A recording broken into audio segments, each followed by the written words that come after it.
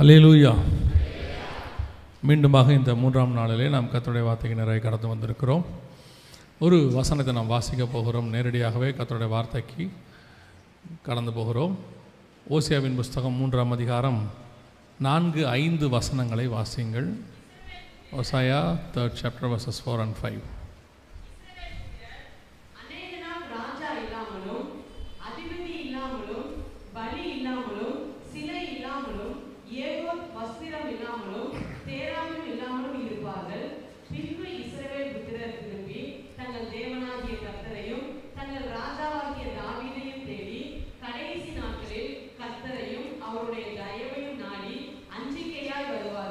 கண்களை மூடுவோம்.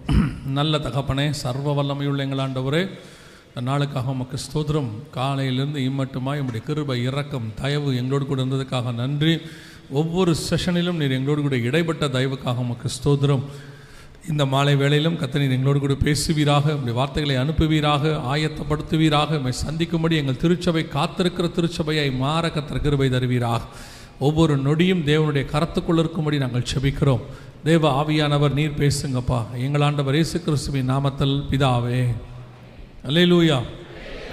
ஓசியாவின் புஸ்தகம் 3ஆம் அதிகாரம் 4-5 வசனம், குறிப்பாக 5வது வசனத்தை திருப்பி வாசிங்க பார்ப்போம்.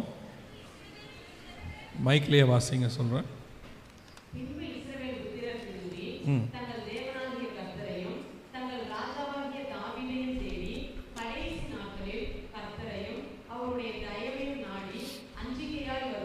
இந்த வசனம் எதை குறித்து சொல்லப்பட்டிருக்கிறது சொன்னால், கடைசி நாட்களில் நடக்க வேண்டிய அடையாளங்களை குறித்து வேதம் சொல்லுகிறது.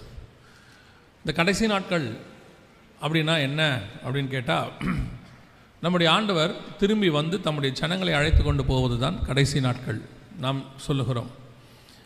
இந்த இயேசு கிறிஸ்துவினுடைய வருகை, சபை எடுத்துக்கொள்ளப்படுதல், இது மிக முக்கியமான ஒரு சரித்திர சம்பவம். ஆவிக்குரிய சம்பவம், சரித்திர சம்பவம், உலகத்தில் நடக்க வேண்டிய ஒரு சம்பவம் எல்லாத்திலையும் இருக்குது. இப்படி இயேசுவினுடைய முதலாம் வருகை உலகத்தின் சரித்திரத்தையே தலைகீழ மாற்றி போட்டுருச்சு.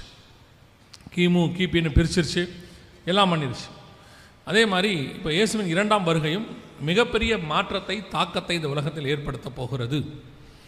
அப்படி ஏற்படுத்துவதற்கு முன்பாக அடையாளங்களை ஆண்டவர் சொல்லியிருக்கிறார். குறிப்பாக இயேசுவின் வருகை என்பது ஏதோ ஒரு தலைவர் வந்து மீட்டிங் அட்டன் பண்ணிட்டு போகிற மாதிரிலாம் கிடையாது. இயேசுவின் வருகை என்பது மிக முக்கியமான காரியங்களை உலகத்தில் ஏற்படுத்தும், மாற்றங்களை ஏற்படுத்தும். ஸோ அதனால் ஆண்டவர் என்ன செய்கிறாரு, அதுக்கு முன்பதாக அந்த வருகைக்கு ஜனங்களை ஆயத்தப்படுத்துவதற்கு அநேக அடையாளங்களை வைக்கிறார். முதலாவது தடவையும் அப்படி தான். அவர் வந்ததுலேருந்து, பிறந்ததுலேருந்து, நட்சத்திரம் வந்ததுலேருந்து அடையாளம் ஆரம்பிக்குது. எப்போ வரைக்கும் அடையாளம் இருக்குதுன்னு கேட்டிங்கன்னா, ஒவ்வொரு அடையாளமாக சொல்லிக்கிட்டே வர்றார். யோவான் ஸ்நானகனை வச்சு சொல்கிறாரு, சிமியோனை வச்சு சொல்கிறாரு, தூதர்களை வச்சு சொல்கிறாரு, அப்புறம் வானசாஸ்திரிகளை வச்சு சொல்கிறாரு. இப்படி கடைசி சிலுவைக்கு போகிற வரைக்கும் அவர் முதல் முறை வந்ததுக்கான பழைய ஏற்பாட்டில் உள்ள அடையாளங்களை எல்லாம், தீர்க்க தரிசனங்களை எல்லாம் விவரித்து காண்பிக்கிறார். ஏன்னா அந்த நாளிலாவது அவர் யாருக்காக வந்தாரோ, எதற்காக காரியங்களை செய்தாரோ, அவர்கள் அவரை தெரிந்து கொண்டிருந்தால் நலமாயிருக்கும் அப்படின்னு சொல்கிறார். அதே மாதிரி 2வது முறை இப்போ வரத்துக்கு முன்னாடியும் ஆண்டவர் எல்லா வகையிலும் தம்முடைய அடையாளங்களை குறித்து சொல்லுகிறார். வானத்தில் அடையாளம் இருக்குது, சூரியனில் இருக்குது, சந்திரனில் இருக்குது, நட்சத்திரங்களில் இருக்குது, பூமியில், சமுத்திரத்தில் இருக்குது, பறவைகளில் இருக்குது, மனுஷனில் இருக்குது, மரங்களில் இருக்குது, மலையில் இருக்குது, எல்லாத்துலேயும் அடையாளத்தை வச்சுருக்காரு. எதுக்காக அப்படின்னு கேட்டிங்கன்னா, எதை ஒன்றை பார்த்தாவது நாம் ஒரு வருகைக்கு ஆயத்தப்பட்டுற வேண்டும், அவ்வளோதான். ஏன்னா மிக முக்கியமான ஈவெண்ட் இது. ஆனால் நாம் தான் அதை ரொம்ப அசட்டையாக எடுத்துக்கிறோம். இப்போ அந்த அடையாளங்களில் மிக முக்கியமானது என்ன அப்படின்னு கேட்டிங்கன்னா, இஸ்ரவேல் அப்படின்னு சொல்லக்கூடியதான ஒரு தேசத்தை குறித்தும், அந்த யூதர்கள் அப்படிங்கிறதான இனத்தை குறித்து தான் மிக முக்கியமான, எருசலேம், இது தான் மிக முக்கியமான அடையாளமாக இருக்கிறது. அந்த 3ஆம் அதிகாரம் 5ஆம் வசனத்தில் ஆண்டவர் கடைசி காலத்தின் அடையாளங்களாக ஒன்றாக இனத்தை சொல்கிறாரு அப்படின்னு சொல்லி பார்த்தீங்கன்னா, கடைசி நாட்களில் இஸ்ரவேல் புத்திரர் திரும்பி தங்கள் தேவனாகிய கர்த்தரையும் தங்கள் ராஜாவாகிய தாவீதையும் தேடி கடைசி நாட்களில் அஞ்சிக்கையாய் வருவார்கள் அப்படின்னு இருக்கிறது. இந்த இஸ்ரவேல் ஜனங்கள் திரும்பி வருவது தான் மிக முக்கியமான அடையாளம். பல வகையில் இஸ்ரவேலை குறித்த அடையாளம் இருக்கிறது. ஏசாயா தீர்க்கதரிசன புஸ்தகம் 43ஆம் அதிகாரம் 7வது வசனத்திலிருந்து வாசிங்க பார்ப்போம். 5வது வசனத்திலிருந்து, ஏசாயா 43:5. நான் உன்னோடு இருக்கிறேன், நான் உன் சந்ததியை கிழக்கிலிருந்து வரப்பண்ணி உன்னை வடக்கை நோக்கி கொடு என்றும் தெற்கை நோக்கி வைத்திராதே என்று சொல்லி தூரத்திலிருந்து என் குமாரரையும்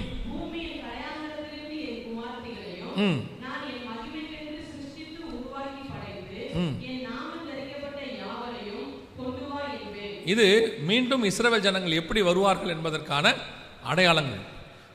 அங்கேயும் சொல்ற ஏசாயா 43 சொல்றாரு, இங்கே ஓசியா 3:5 சொல்றார். இஸ்ரவேல் ஜனங்கள் திரும்பி வருவது ஒரு மிக முக்கியமான அடையாளம். நம் கண்களுக்கு முன்பாக இந்த தீர்க்க தரிசனங்கள் நடக்கணும். கவனிங்க, இது ஆண்டவர் சொன்னதான தீர்க்க தரிசனத்தினுடைய மிக முக்கியமான நம் காலத்தில் 2021, 22, 25 எல்லாத்திலும் நடக்கிறது. நீங்கள் பக்கத்தில் பார்க்குறது 1948 முதல்ல இஸ்ரவேல் அப்படின்னு ஒரு தேசம் உருவானதுலேருந்து இருக்கு. நாங்கள் ஏன் இந்த ரெண்டுத்தையும் வச்சுருக்கிறோம் அப்படின்னு கேட்டிங்கன்னு சொன்னால், இது 1948 முதல்ல இஸ்ரவேல் அப்படிங்கிற ஒரு நாடு உருவானதுக்கான முதல் இது அதான். இந்த பக்கம் இருக்கிறது என்னென்னா, ரஷ்யா உக்ரைன் பிரச்சனை ஸ்டார்ட் பண்ணுறதுக்கு முன்னாடி ஒரு சில வாரங்கள் மாதங்களுக்கு முன்பாக இந்த பேட்ச் அங்கிருந்து புறப்பட்டாங்க. தங்கள் சுய தேசத்துக்கு வடக்கிலிருந்து அவர்களை கூட்டி சேர்ப்பேன்னு சொன்னார் இல்லையா, உக்ரைன்லேருந்து இவங்க வந்தாங்க. இவர்கள் கூட்டி சேர்க்கப்பட்டார்கள். இப்போ இந்த 2025 இந்தியாவிலிருந்து ஒரு பேட்ச் போயிருக்காங்க. அவங்க போய் மனாசே கோத்திரம் அவங்க போய் சேர்ந்திருக்கிறாங்க. இப்படி பூமியினுடைய 4 திசைகளிலிருந்தும் தெற்கை நோக்கி கொடு என்றும் ஆண்டவர் சொன்னபடி ஒவ்வொரு பகுதியிலிருந்தும் இஸ்ரவேல் ஜனங்கள் இப்பொழுது கூட்டி சேர்க்கப்படுகிறார்கள். எங்க? இஸ்ரவேல் தேசத்தில் கூட்டி சேர்க்கப்படுகிறார்கள். 1948 நடந்துகிட்டே இருக்குது. ஒன்று மாற்றி ஒவ்வொரு இடமா வந்துகிட்டே இருக்கிறாங்க. ஆண்டவர் சொன்னபடி இந்த தீர்க்க தரிசனம் நம் கண்களுக்கு முன்பாக நடைபெறுகிறது.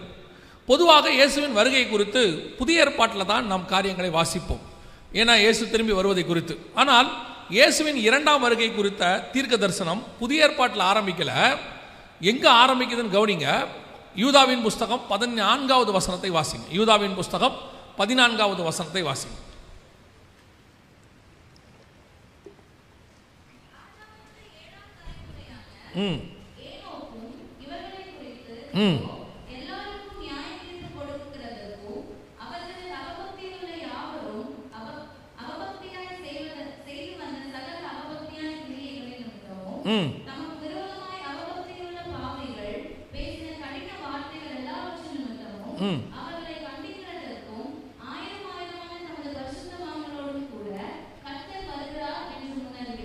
இருபதாம் அதிகாரத்திலையும் 16ஆம் அதிகாரம் வெளிப்படுத்தின விசேஷத்திலையும் சொல்லப்பட்டதான அந்த தீர்க்க தரிசனத்தினுடையதான முதல் விஷன் ஏனோக்கு கொடுக்கப்படுகிறது. 1000 பரிசுத்தவான்களோடு தேவன் பூமியை நியாயம் தீர்க்க வருகிறார் என்று முன்னறிவித்தான். அப்போ செகண்ட் கம்மிங்கை பற்றின விஷன் ஏனோக்கு இருக்கு. ஆதியாகமத்தின் புஸ்தகம் 49ஆம் அதிகாரம் 1வது வசனத்தை வாசிங்க. ஆதியாகமம் 49:1, 1-2 வாசிங்க. நீங்கள் கூடி வாருங்கள், கடைசி நாட்களில் உங்களுக்கு நேரிடும் காரியங்களை அறிவிப்பேன். இங்கேயும் பாருங்க, யாக்கோபுக்கு கடைசி நாட்கள் நடக்கிற சம்பவம் இருக்கு. அந்த அதிகாரத்தில் மட்டும் ஆன்டி கிரைஸ்டோடைய கிங்டமை குறித்தும் அதுக்கு கிரைஸ்டுடைய ரட்சிப்பை குறித்தும் அங்கே வேதம் சொல்லுது. அந்த இடத்துல ஒரு தரிசனமாக சொல்லுவார். ஒவ்வொரு காரியத்திலையும் பழைய ஏற்பாட்டு காலத்திலிருந்து இயேசுவின் 2ஆம் வருகை குறித்ததான மிக முக்கியமான தரிசனங்கள் அவங்களுக்கு இருக்கு. ஏதோ புதிய ஏற்பாட்டில் இன்னைக்கு தான் நாம் ஏதோ இதை பேசுகிற மாதிரி ஏதோ இப்பத்தினுடையதான தீர்க்க தரிசனமாக நினைக்காதீங்க. காலகாலமாக கிட்டத்தட்ட 4000 வருஷத்துக்கு முன்னாடியிலிருந்து பரிசுத்தவான்கள் அவருடைய வருகைக்காக காத்திருந்தார்கள். அது நம்முடைய காலத்தில் சம்பவிக்கிறதா பெரிய ஆச்சரியம். விசுவாசிக்கிறோம், வருவோம் அப்படின்னு நம்ம நம்புகிறோம், இந்த காலத்தில் வந்துடும் அப்படின்னு எதிர்பார்க்கிறோம். அப்போது அதற்கான மிக முக்கியமான அடையாளம் என்ன அப்படின்னு கேட்டிங்கன்னா, 1900 வருஷமாக இந்த உலகத்தில் எங்கே இருந்தாங்கன்னே தெரியாத ஒரு இனம், ஒரு மொழி, ஒரு தேசம், ஒரு நகரம் நம் கண்களுக்கு முன்பாக இப்பொழுது இருக்கிறது. அதான் இஸ்ரவேல், எபிரேய மொழி, யூதர்கள், எருசலேம். இன்னைக்கு இருக்கு, நம்ம கண்ணுக்கு முன்னாடி இருக்கு ஆண்டவர் சொன்னபடி. ஸோ இந்த பழைய ஏற்பாட்டில் இயேசுவின் 2ஆம் வருகைக்கான அடையாளங்கள் ஆரம்பித்து, அதோட எனக்கு ரொம்ப ஆச்சரியப்பட்ட ஒரு விஷயம் என்ன அப்படின்னா, கொரோனா நேரத்தில் தான் அந்த வீட்டில் இருக்கும் பொழுது லாக்டவுனில் பழைய ஏற்பாட்டை தியானிப்பதற்கு கொஞ்சம் நேரம் கிடச்சி உட்காந்து படிச்சுட்டு, அப்போது இந்த ஓசியாவின் புஸ்தகமும் யோவேல் புஸ்தகமும் மிக முக்கியமாக இயேசுவின் 2ஆம் வருகைக்கான ஒரு பார்ட் அடையாளம் அதில் அப்படியே வரிசைக்கிரமமாக இருந்துச்சு. எது அப்படின்னு கேட்டிங்கன்னு சொன்னால், இந்த இஸ்ரவேல் ஜனங்கள் திரும்பி வருவதில் ஆரம்பித்து இந்த 3ஆம் அதிகாரம் 4-5 வசனம் ஓசியால் ஆரம்பித்து சபை எடுத்துக்கொள்ளப்படுதல். நம்ம சொல்கிறோமே, ஒரு சாரார் சொல்கிறாங்களே அப்படிலாம் சபை எடுத்துக்கொள்ளப்படுறதெல்லாம் கிடையாது, இயேசுவின் பகிரங்க வருகை மட்டும்தான் இருக்குது, சபை பரலோகத்துக்கு போகிறத பற்றிலாம் பைபிளில் இல்லை அப்படின்லாம் ஒரு கூட்டம் சொல்லுது. பைபிளில் இருக்குது, வசனம் இருக்குது. ஒரு சிலர் சொல்கிறாங்க அப்படிலாம் கிடையாதுன்னு. பழைய ஏற்பாட்டில் துல்லியமாக சபை எடுத்துக்கொள்ளப்படுங்கிற அளவுக்கு வசனம் சொல்லுது. இன்னைக்கு நம்ம அதை தான் பார்க்க போகிறோம். இந்த 2 புஸ்தகத்தில் வச்சு தான் நம்ம பார்க்க போகிறோம். அதில் முதலாவதாக நம் கண்களுக்கு முன்பாக ஓசியாவின் புஸ்தகம் 4ஆம் அதிகாரம் 3ஆம் அதிகாரம் 4-5 வசனங்கள் நிறைவேறுச்சு. இது 2020-21 நடைபெற்றதான சம்பவங்கள் நம் கண்களுக்கு முன்பாக. அதே வேளையில் இவர்கள் திரும்பி வந்த பிறகு இந்த 4ஆம் அதிகாரம் 1ஆம் வசனத்திலிருந்து 9ஆம் அதிகாரம் 4வது வசனம் வரைக்கும் ஓசியா 9:4 வாசிங்க. 9:4.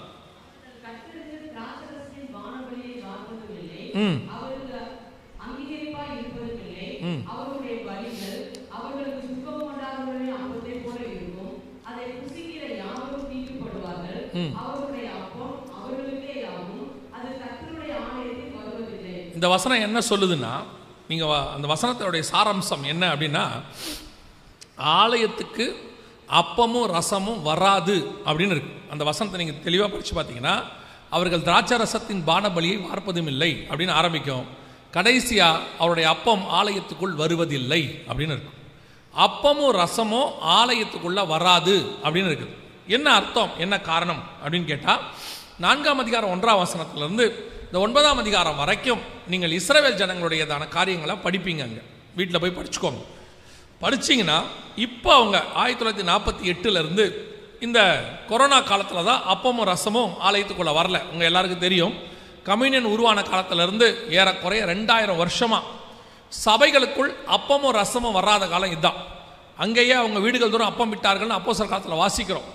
அங்கே ஆரம்பித்து ஏன் ரிச்சர்ட் உம்ராண்ட் ஐயா தன்னுடைய படும் வேதனையில் பரம வெற்றி அப்படின்னு ஒரு புக் இருக்குது, அவருடையதான மிஷன் பாடுகளை பற்றி.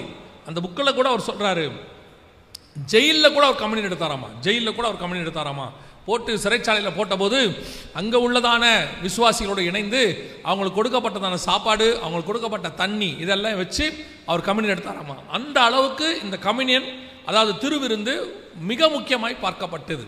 ஆனால் உலகளாவிய ஒரு சபையில் கூட திருவிருந்து நடக்காம ஆண்டவர் டோட்டலாக க்ளோஸ் பண்ணி போட்டார். எப்போ அப்படின்னு கேட்டிங்கன்னா, கொரோனா பீரியடில் ஒரு 6 மாதம் எந்த சர்ச்சிலையும் நடக்கலை.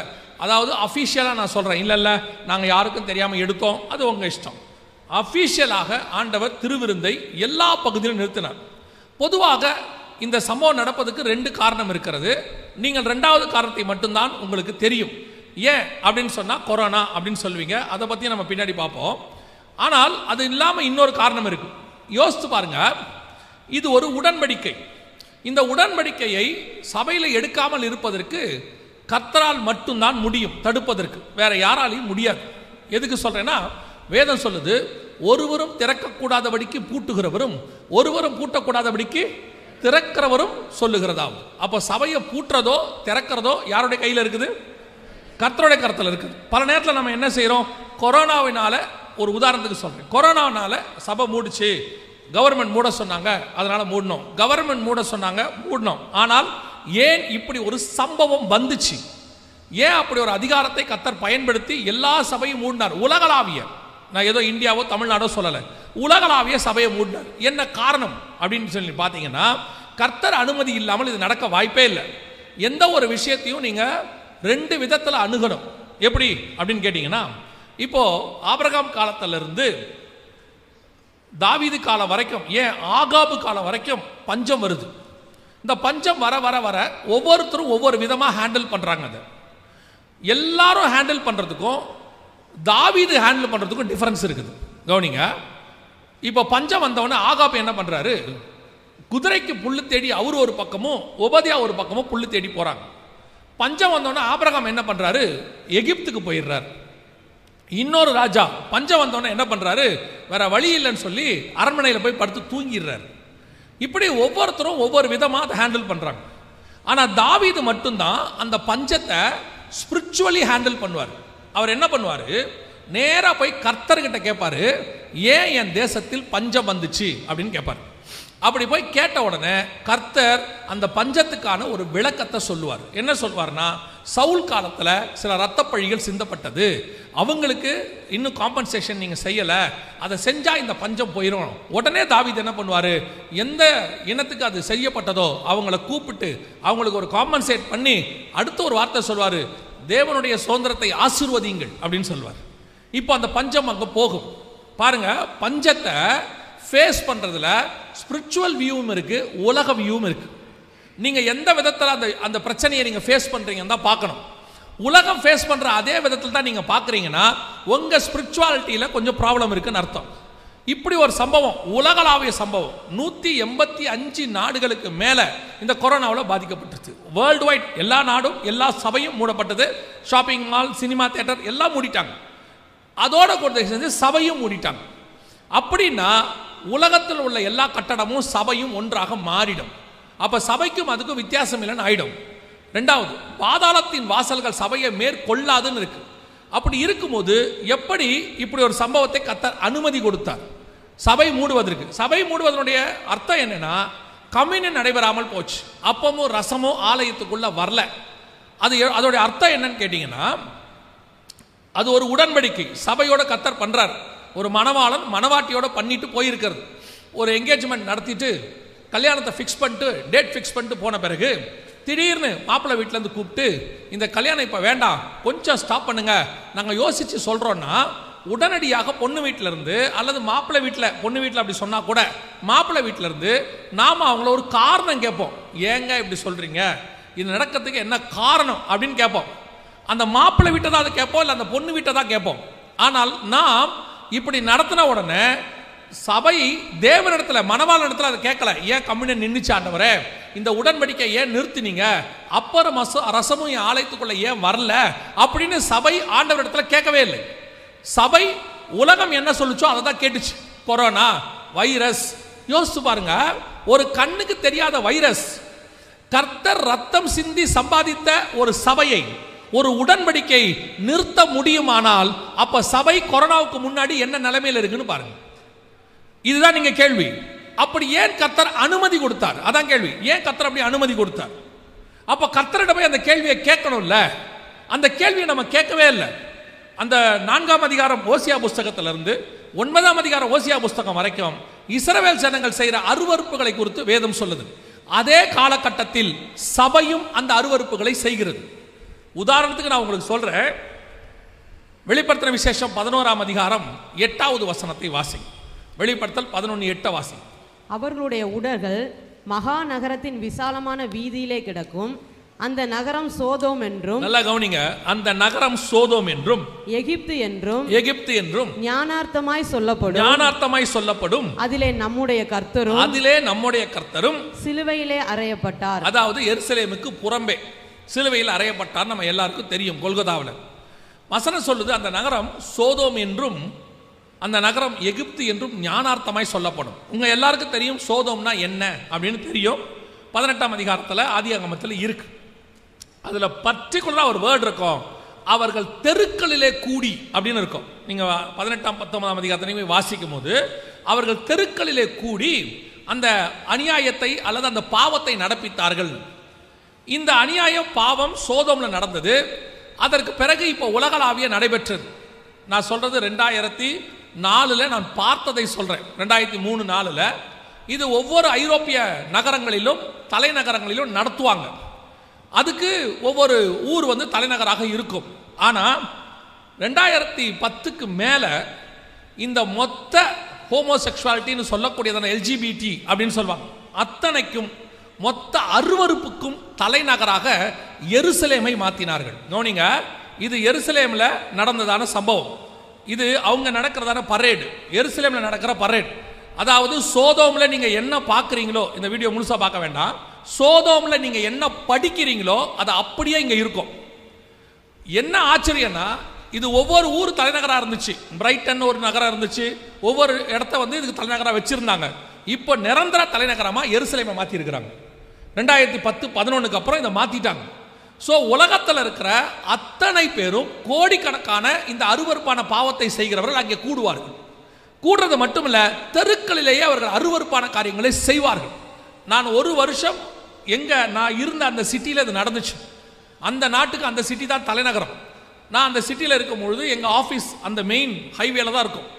இவர்கள் மொத்த அருவருப்பையும் தெருக்களில் நடத்துவார்கள். அதற்கு அரசாங்கம் அனுமதி கொடுக்கும், போலீஸ் பாதுகாப்பு இருக்கும். அது மட்டுமல்ல, இவங்களை ஏதாவது சொல்லிட்டா நம்மளை பிடிச்சி ஜெயிலில் போட்டுருவாங்க. காலையிலிருந்து சாயங்காலம் வரைக்கும் தெருக்களில் அவ்வளோ அருவருப்பும் நடக்கும். கேட்டால் அது அவர்களுக்கு உரிமைன்னு சொல்லுவாங்க. ஆனால் அதே நாடுகளிலே கிறிஸ்துவை பற்றி பகிரங்கமாக சொல்லுவதற்கு அனுமதி கிடையாது. கேட்டால் அது பப்ளிக் நியூசன்ஸ் சொல்லுவாங்க. ட்ராக்ஸ் கொடுத்தா நீங்க நாட்டை அழுக்காக்குறீங்க, பேப்பர் போட்டு குப்பையாக்குறீங்கம்பாங்க. ஆனா இவர்கள் போயிட்டு அதுக்கப்புறம் பார்த்தீங்கன்னா தெரு முழுக்க மது பாட்டில்களாக கிடக்கும், அருவருப்பான காரியங்கள் கிடக்கும். ஆனா இவங்களுக்கு அது உரிமை. நமக்கு கிறிஸ்தவர்களுக்கு அது கேட்டா என்ன சொல்லுவாங்கன்னா, அது நாட்டுக்கு அகைன்ஸ்ட் அப்படின்னு சொல்லி நமக்கு தடையங்க. இந்த நாடுகள் எல்லாம் செய்யும், அவ்வளவு அருவருப்பா இருக்கும். இதுக்கு தலைமை பீடமா ஜெருசலேமை மாத்திட்டாங்க. ஜெருசலேமில் இந்த பரேடை அந்த ஊர் மேயர் தான் ஆரம்பிச்சு வைப்பார். முடிக்கும் போது பார்த்தீங்கன்னா அந்த ஊர்ல இருந்து இருக்கிற பெரிய தலைவர் வந்தால் முடிச்சு வைப்பார். அந்த அளவுக்கு இது தலைநகராக மாறுச்சு.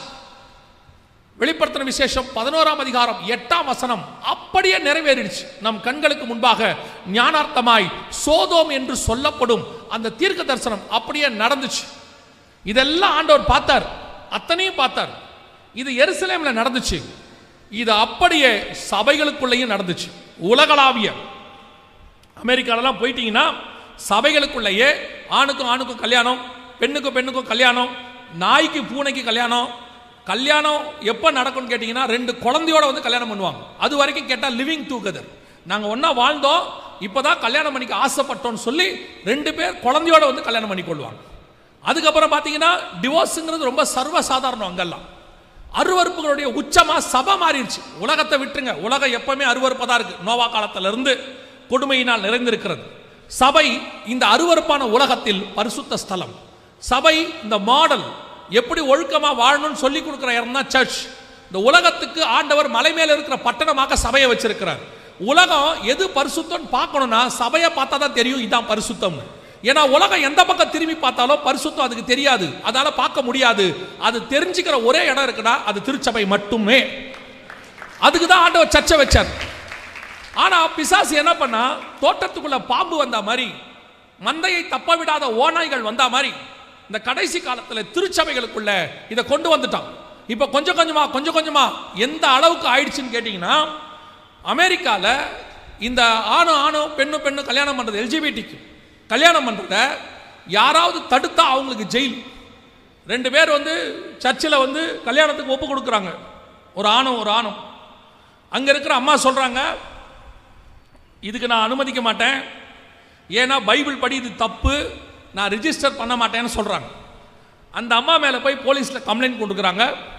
நீதிமன்றத்துக்கு கேஸ் போது நீதிபதி கூப்பிட்டு சொல்றாரு, நம்ம மாகாணத்தில் இப்படி ஒரு சட்டம் இருக்கு, நீங்க கேட்டா கல்யாணம் பண்ணி கொடுக்கணும், ரிஜிஸ்டர் பண்ணணும், நீங்க பண்ண மாட்டேன்னு சொல்லியிருக்கீங்க, உங்களுக்கு ஒரு கடைசி வாய்ப்பு கொடுக்குறேன், நீங்க ரிஜிஸ்டர் பண்ணிட்டீங்கன்னா நான் உங்களை விடுதலை ஆக்குறேன் அப்படின்னு சொன்ன உடனே அந்த அம்மா சொன்ன காரியம், உங்ககிட்ட இருந்து விடுதலை வாங்கி நான் நரகத்துக்கு போவதை விட உங்ககிட்ட தண்டனை வாங்கி நான் பரலோகத்துக்கு போக விரும்புகிறேன். அந்த அளவுக்கு இவர்களுக்கு உரிமை. சபை அசுத்தங்களினுடைய கூடாரமாக மாறிடுச்சு. அந்த காரியம் அப்படியே ஐரோப்பா அங்க தாண்டி இங்க இந்தியாவுக்கும் இருக்கு, எல்லா நாடுகளிலும் இருக்கு. ஒவ்வொரு நாடுகளிலும் ஒவ்வொரு விதமான பாவம். இப்ப ஐரோப்பாவுக்கு போயிட்டா இந்த மாதிரி, ஆப்பிரிக்காவுக்கு போயிட்டீங்கன்னா கள்ள உபதேசம், பிசாசை கொண்டு அற்புத அடையாளங்களை செய்தல், சகல விதமான அருவருப்பு அங்க வேற மாதிரி. இங்க வந்துட்டீங்கன்னா இங்க எல்லா விதமான காரியம் இருக்கு. சபைகளுக்குள்ள அரசியல், சபைகளுக்குள்ள சினிமா, சபைகளுக்குள்ளதான ஜாதி பெருமை, பதவி போட்டி, கர்த்தர் ஒவ்வொரு நாட்டுக்கும் ஒவ்வொன்றும் இருக்கு. எப்படி அவனுக்கு ஹோமோசெக்சுவாலிட்டி தப்புன்னு தெரியலையோ, இவனுக்கு இங்க ஜாதியை பார்த்து சபை நடத்துறது தப்புனே தெரியல, இங்க சினிமா மாதிரி ஆடுறது தப்புனே தெரியல, இங்க அரசியல்வாதி மாதிரி பதவிக்கு போட்டி போட்டு சபையில போலீஸ் சமாதானம் பண்ணுது. அந்த அளவுக்கு சபை கொள்ளையர்களின் கூடாரமாய் மாறி இருக்கிறது. கவனிச்சு கொள்ளுங்க. சும்மா ஆண்டவர் சபையை மூடி போடல, அப்பத்தையும் ரசத்தையும் சும்மா நிறுத்தல. 2000 வருஷமா நடைபெற்று கொண்டிருந்த ஒரு காரியத்தை கர்த்தர் நிறுத்துகிறார். யோசித்து பாருங்க, ஏதோ ஒரு சபையில் நிறுத்தி இருந்தா பரவாயில்ல, உலகளாவிய எல்லா சபைகளிலும் கர்த்தர் நிறுத்தினார். காரணம் என்ன? கர்த்தர் அருவருக்கிற காரியம், கர்த்தர் விரும்பத்தகாத காரியம் சபைகளுக்குள்ள இருக்கிறது. கொரோனாவுக்கு முன்னாடி வரைக்கும் எத்தனையோ முறை சபைகளுக்கு போகும்போதெல்லாம் சொல்லுவோம், சபைகளுக்குள்ள ரொம்ப அருவருப்பு காணப்பட்டுச்சு. இங்கேயே சபைக்குள்ள உட்கார்ந்துட்டு கொரிந்தியருக்கு எழுதும்போது பவுல் எழுதுறாரு, புறஜாதியாருக்குள்ளும் காணப்படாத அருவருப்புகள் சபைகளுக்குள் காணப்படுகிறது. இப்ப சபையில இருக்குது, ஊழியக்காரங்கள்ல இருக்குது, விசுவாசிக்குள்ள இருக்குது. இதெல்லாம் தப்புனே தெரியாம செய்யற, தெரிஞ்சு ஆனா எனக்கு தப்பு கிடையாது, என்ன தப்புன்னு கேட்கிறான். முந்தியெல்லாம் சபையில ஒரு காரியத்தை சொன்னா அதை ஏற்றுக்கொள்ளக்கூடியதான இருதயம் இருந்துச்சு. எங்க பாஸ்டர் ஏதாவது பிரசங்கத்தில் சொன்னார்னா எங்களுடைய நோக்கம் என்னன்னா, அவர் சொன்னார்னா ஏதோ எங்களுக்கு நன்மை இருக்கும், அதுக்கு தான் சொல்றாரு, அப்படிதான் எதிர்பார்த்தோம். இப்போ சபை எந்த இடத்துல இருக்குதுன்னா, ஏன் நான் பண்ணா என்ன, ஒரு காரியத்தை நாம் சொல்லும் பொழுது அதை செய்யாம துணிகரமா வேணும்ட்டே நீ திருப்பி அப்படியே பண்றேன்னா, நீ காண்கிற உன் மெய்ப்பனுக்கே நீ இவ்வளவு துணிகரமானவனா இருந்தினா, காணாத உன் தேவனுக்கு நீ எவ்வளவு துணிகரக்காரனா இருப்ப. இன்னைக்கு சபையினுடைய நிலைமை அதுதான். உனக்கு என்ன கர்த்தர் இறங்கி நேரா சொல்லணுமா? அப்படியே ஒளி தூதர் ஒளி மாதிரி இறங்கி, நீ மகனே இந்த மாதிரி முடி வெட்டாத, இந்த மாதிரி மீச வைக்காத, இந்த மாதிரி மகளே ட்ரெஸ் போடாத, மகனே இந்த மாதிரி பேண்ட்டை கிழிச்சு விட்டுக்கிட்டு வராத, உள்ளுக்குள்ள 2 பொண்டாட்டியோட இருக்காத, சபைக்குள்ள வட்டிக்கு விடாத, இப்படின்னு சொல்லணுமா ஒவ்வொன்றும்? ஆண்டவர் தம்முடைய ஊழியர்களை வச்சுத்தான் உனக்கு பேசுவார். ஆனா இன்னைக்கு சபை எப்படி ஆயிடுச்சு, இதெல்லாம் சொல்லக்கூடாது, இதை பத்தி கேட்கக்கூடாது, கேட்டா சபைக்கு கோபம் வருது. உடனே என்ன பண்றீங்க, நிறைய பேர் சொல்றாங்க, உங்களை சொல்லல, அது நீங்களா இருந்தாலும் எடுத்துக்கோங்க, ஒன்றும் பிரச்சனை கிடையாது. உடனே என்ன பண்றாங்க, வேறொரு சபைக்கு, அங்க எப்படி வேணாலும் துணிகரமா இருக்கலாம், என்ன வேணாலும் சொல்லலாம், பலிபீடத்துக்கு மேல நின்று என்ன ஆட்டம் வேணா போடலாம், சினிமா பாட்டு பாடலாம், பலிபீடத்திலிருந்து கெட்ட வார்த்தை பேசுறான் இன்னைக்கு, பலிபீடத்துக்குள்ள இருந்து. அந்த அளவுக்கு சபை துணிகரமான இடத்துக்கு போகுது. ரொம்ப கேர்ஃபுல்லா இருந்து கொள்ளுங்க. கொரோனாவுக்கு முன்னாடி சபை தேவனை விட்டு ரொம்ப தூரம் போச்சு. அதை திருத்தறதுக்கு தான் கர்த்தர் ஒரு பிரேக் கொடுத்தார். இதெல்லாம் எதுக்கு கொடுக்கப்படுது? அந்த பஞ்சம் வந்தாதான் தாவீது போய் கேட்பான். ஒரு பெலிஸ்தர் கையில் பிடிச்சி கொடுத்தாதான் இஸ்ரவேல் ஜனங்க தேவன்கிட்ட போய் கேட்பாங்க. எகிப்தர்கிட்ட போய் முடிச்சு கொடுத்தாதான் அவங்க போய் முறையிடுவாங்க. அவங்க அங்க அடிக்கிற அடி இங்க போகும். அதுக்கு தான் ஆண்டவர் அந்த மாதிரி காரியத்தை அனுமதிக்கிறார். சபை அதை பார்க்கல. என்ன செஞ்சுட்டாங்க? கொரோனால நிறைய சபைகள், அது கொரோனாங்க வந்துச்சு, ஏதோ அதை ஸ்பிரிச்சுவலாவே ஹேண்டில் பண்ணல, அதோடைய ஸ்பிரிச்சுவல் காரியத்தையே பார்க்கல. தேவன்கிட்ட போகணும். இப்ப பாருங்க, ரெபேக்காளுடைய வயிற்றுல பிள்ளை ஒன்றோடு ஒன்று மோதி கொள்ளுது. இந்த காரியம் மோதி கொண்டா நேர ரெபேக்கா என்ன பண்ணணும்? தாதிமார்கிட்ட போகணும். அந்த அம்மாவுக்கு ஒரு தாதிமார் இருக்காங்க, அவங்க கிட்ட போய் கேட்கணும், அம்மா இந்த மாதிரி வயிறுல பிள்ளை ஒரு மாதிரி மோடுது, என்ன செய்யலாம் அப்படின்னு கேட்கணும். இல்லையா, கூட இருக்கிற தாதிமார்கள்ட்ட போய் கேட்கணும், வேலைக்காரவங்கிட்ட, இந்த மாதிரி எனக்கு வயிறு ஒரு மாதிரி இருக்கு, என்ன பண்ணலான்னு. ஆனா ரெபேக்கா என்ன பண்ணாங்க தெரியுமா? பிள்ளை ஒன்றோடு ஒன்று மோதி கொண்டவுடன் இது என்னவாய் முடியுமோ என்று விசாரிக்கும்படி கர்த்தரிடத்திலே போனால் ஆவிக்குரியவர்களுக்கும் மற்றவர்களுக்கும் உள்ள வித்தியாசம் அதுதான். இன்னைக்கு ஆவிக்குரியவங்கிட்ட போய் தேவ சமூகத்தில் உட்கார்ந்து அப்படி கேட்டா அவங்களுக்கு பேரு பைத்தியக்காரங்க. அதே நேரத்தில் டாக்டர் கிட்ட போய் கேட்டா அவங்க ஞானம் உள்ளவர்கள். நீங்க டாக்டர் கிட்ட போக வேணான்னு சொல்லல, அதனால கர்த்தர்கிட்ட போக கூடாதுன்னு அர்த்தம் கிடையாது. நீங்க டாக்டர் கிட்ட போகிறது உங்க விசுவாசத்தின் அடிப்படை, நீங்க போய்க்கோங்க, நான் உங்களை அதை தடையெல்லாம் சொல்லலை. ஆனா கர்த்தர்கிட்ட ஏன் போக மாட்டேங்கிறீங்க? அதை ஏன் ஸ்பிரிச்சுவலா ஹேண்டில் பண்ண மாட்டேங்கிறீங்க? எந்த ஒரு விஷயத்தையும் சபை ஸ்பிரிச்சுவலா ஹேண்டில் பண்ணாததுனால அது ஏன் அனுமதிக்கப்பட்டதுன்னு கர்த்தருடைய இருதயம் உங்களுக்கு தெரியவே இல்லை. நீங்க உலக பிரகாரமாயே அதை பார்க்கறதுனால உலக பிரகாரமா அதை சால்வ் பண்றதுக்கு ஒரு வேலையை பார்க்குறீங்க. அதனால மேலும் மேலும் பிரச்சனை தான் வருது. கொரோனால 6 மாசம் அப்படிதான் நடந்துச்சு. கர்த்தர் அப்பத்தையும் ரசத்தையும் நிறுத்தி போட்டார். பரவாயில்ல, இருக்கட்டும், இவங்க மனம் திரும்பட்டும். நான் சொல்லுவேன், உலகளாவிய நான் சொல்லுவேன், அந்த காலகட்டத்தில் உலகளாவிய தமிழ்நாட்டில் தான் முதலாக சபை திறப்பதற்கு அனுமதி கொடுக்கப்பட்டது. இந்தியாவிலேயே தமிழ்நாட்டில் தான் அனுமதி கொடுத்தாங்க. கர்நாடகாவில் கூட கொடுக்கல, தமிழ்நாட்டில் தான் அனுமதி கொடுத்தாங்க. மலேசியாவில் தான் 2020-21 தான் கொடுத்தாங்க. நான் கனடாவுக்கு 2023 போகும்போது அவங்க தான் அப்போதான் என்னை கூப்பிட்டாங்க. என்னன்னு சொன்னதுக்கு, பாஸ்டர் இந்த வருஷம் தான் எங்களுக்கு ஒன்றா கூடுறதுக்கு அரசாங்கத்திலேருந்து பர்மிஷன் கொடுத்துருக்காங்க, இது வரைக்கும் ஆன்லைன் சர்ச் தான் போதுன்னு சொன்னாங்க. பாருங்க, கொரோனாவுடைய தாக்கம் 2023 தான் கனடாவில் சர்ச் திறந்துருக்கு. 2022 தான் சில சபைகள் சில நாடுகளில் சபை திறந்துச்சு. கிழக்கத்திய நாடுகளில் 2021 உங்களுக்கும் எனக்கும் மட்டும்தான் 6 மாசத்துல கர்த்தர் சபை திறப்பதற்கு ஒரு அனுமதி கொடுத்தார். கர்த்தர் உங்கள் மேலையும் என் மேலையும் வச்ச கிருபை பெரியது. அதே நேரத்தில் அந்த கிருபையை போக்கடிக்காமல் இருக்க வேண்டியது உங்களுடைய என்னுடைய கடமை. சபைகளுக்குள்ள என்ன கிருபையை போக்கடிக்கிற காரியம் நடக்குது. கொரோனாவுக்கு பின்னாடி இன்னும் அதிகமாகிட்டே போகுது. கொரோனாவுக்கு முன்னாடி சினிமாக்கார மாதிரி பாடினான், கொரோனாவுக்கு பின்னாடி சினிமா பாட்டையே பாடுறான். கொரோனாவுக்கு முன்னாடி அரசியல்வாதி மாதிரி புல்பீட்டில் நின்னான், இப்போ அரசியல்வாதியாவே ஆயிட்டான். இது மேல் லெவல்ல சொல்றேன். கீழ் லெவல்ல இன்னும் மோசம். ஏன்னா நியாய தீர்ப்பு எப்பவுமே மேலிருந்து தான் தொடங்கும்னு எசேக்கியேல் புஸ்தகம் 9 சொல்லுது. இங்கிருந்து ஆரம்பிக்கும். தயவு செய்து கவனித்துக் கொள்ளுங்கள். கர்த்தர் சொன்ன அருவருப்புகளின் காலம் நம் கண்களுக்கு முன்பாக இருக்கு. ஓசியாவின் புஸ்தகம் 9:4 நம் கண்களுக்கு முன்பாக நடந்தது. இதே காலகட்டத்தில் கர்த்தர் சொன்ன, ஓசியாவில் சொன்ன அதே காலகட்டத்தில் நிறைவேற வேண்டிய ஒரு சில தீர்க்க தரிசனங்களும் துல்லியமாய் அதே காலகட்டத்தில் நடந்துச்சு. பொதுவாக நம்ம கொரோனாவில் பிஸியாக இருந்தோம். கொரோனாவை பற்றின நியூஸ் மட்டுமே கேட்டுக்கிட்டு இருந்தோம். அதுக்கு நடுவில் சொன்ன தீர்க்க தரிசனங்கள்லாம் நிறைவேறினதை நம்ம கவனிச்சிருக்க மாட்டோம். வாசிங்க, ஓசியாவின் புஸ்தகம் 12ஆம் அதிகாரம் 1வது வசனத்தை வாசிங்க. எப்ராயிம் காற்றை மேய்ந்து கொண்டர் காற்றை பின்தொடர்கிறான். அவன் நாள்தோறும் பொய்யையும் கேட்டையும் வர்த்திக்க பண்ணி அசிரியரோட உடன்படிக்கை பண்ணுகிறான்.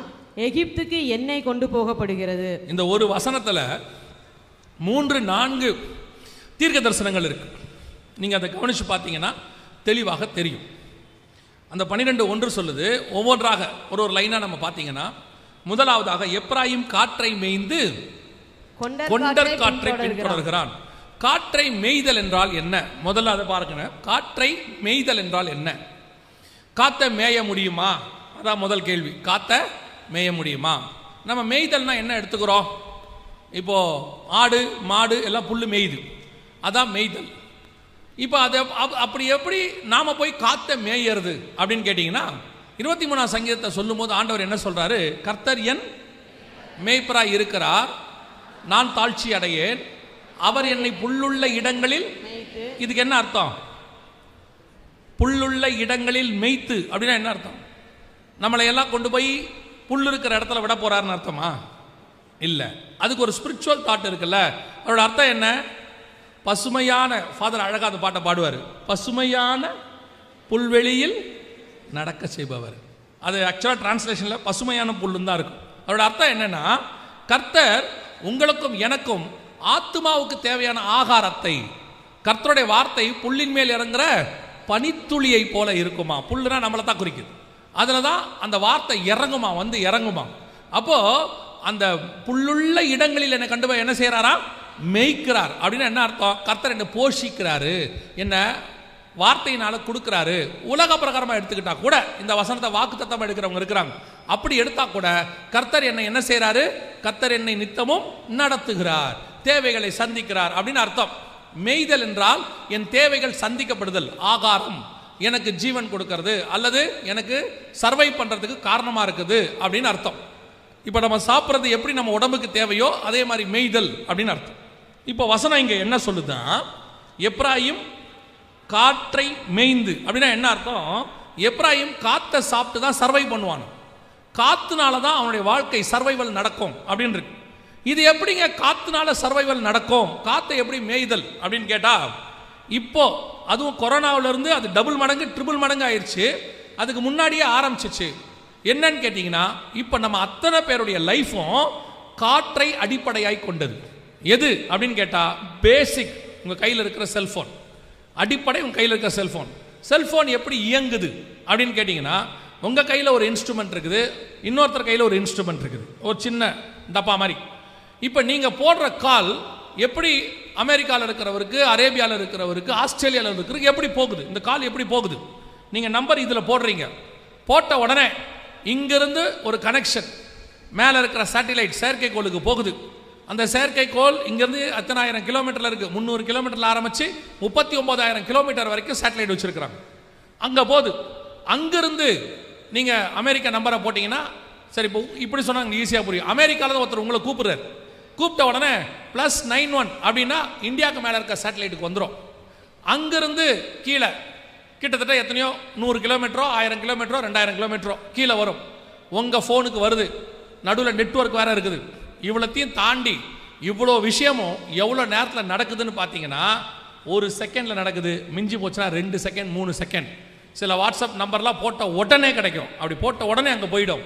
சில நேரத்தில் 2-3 செகண்ட் லேட் ஆகலாம், அவ்வளோதான். இதுதான் காற்றிலே நம்முடைய சர்வைவல்.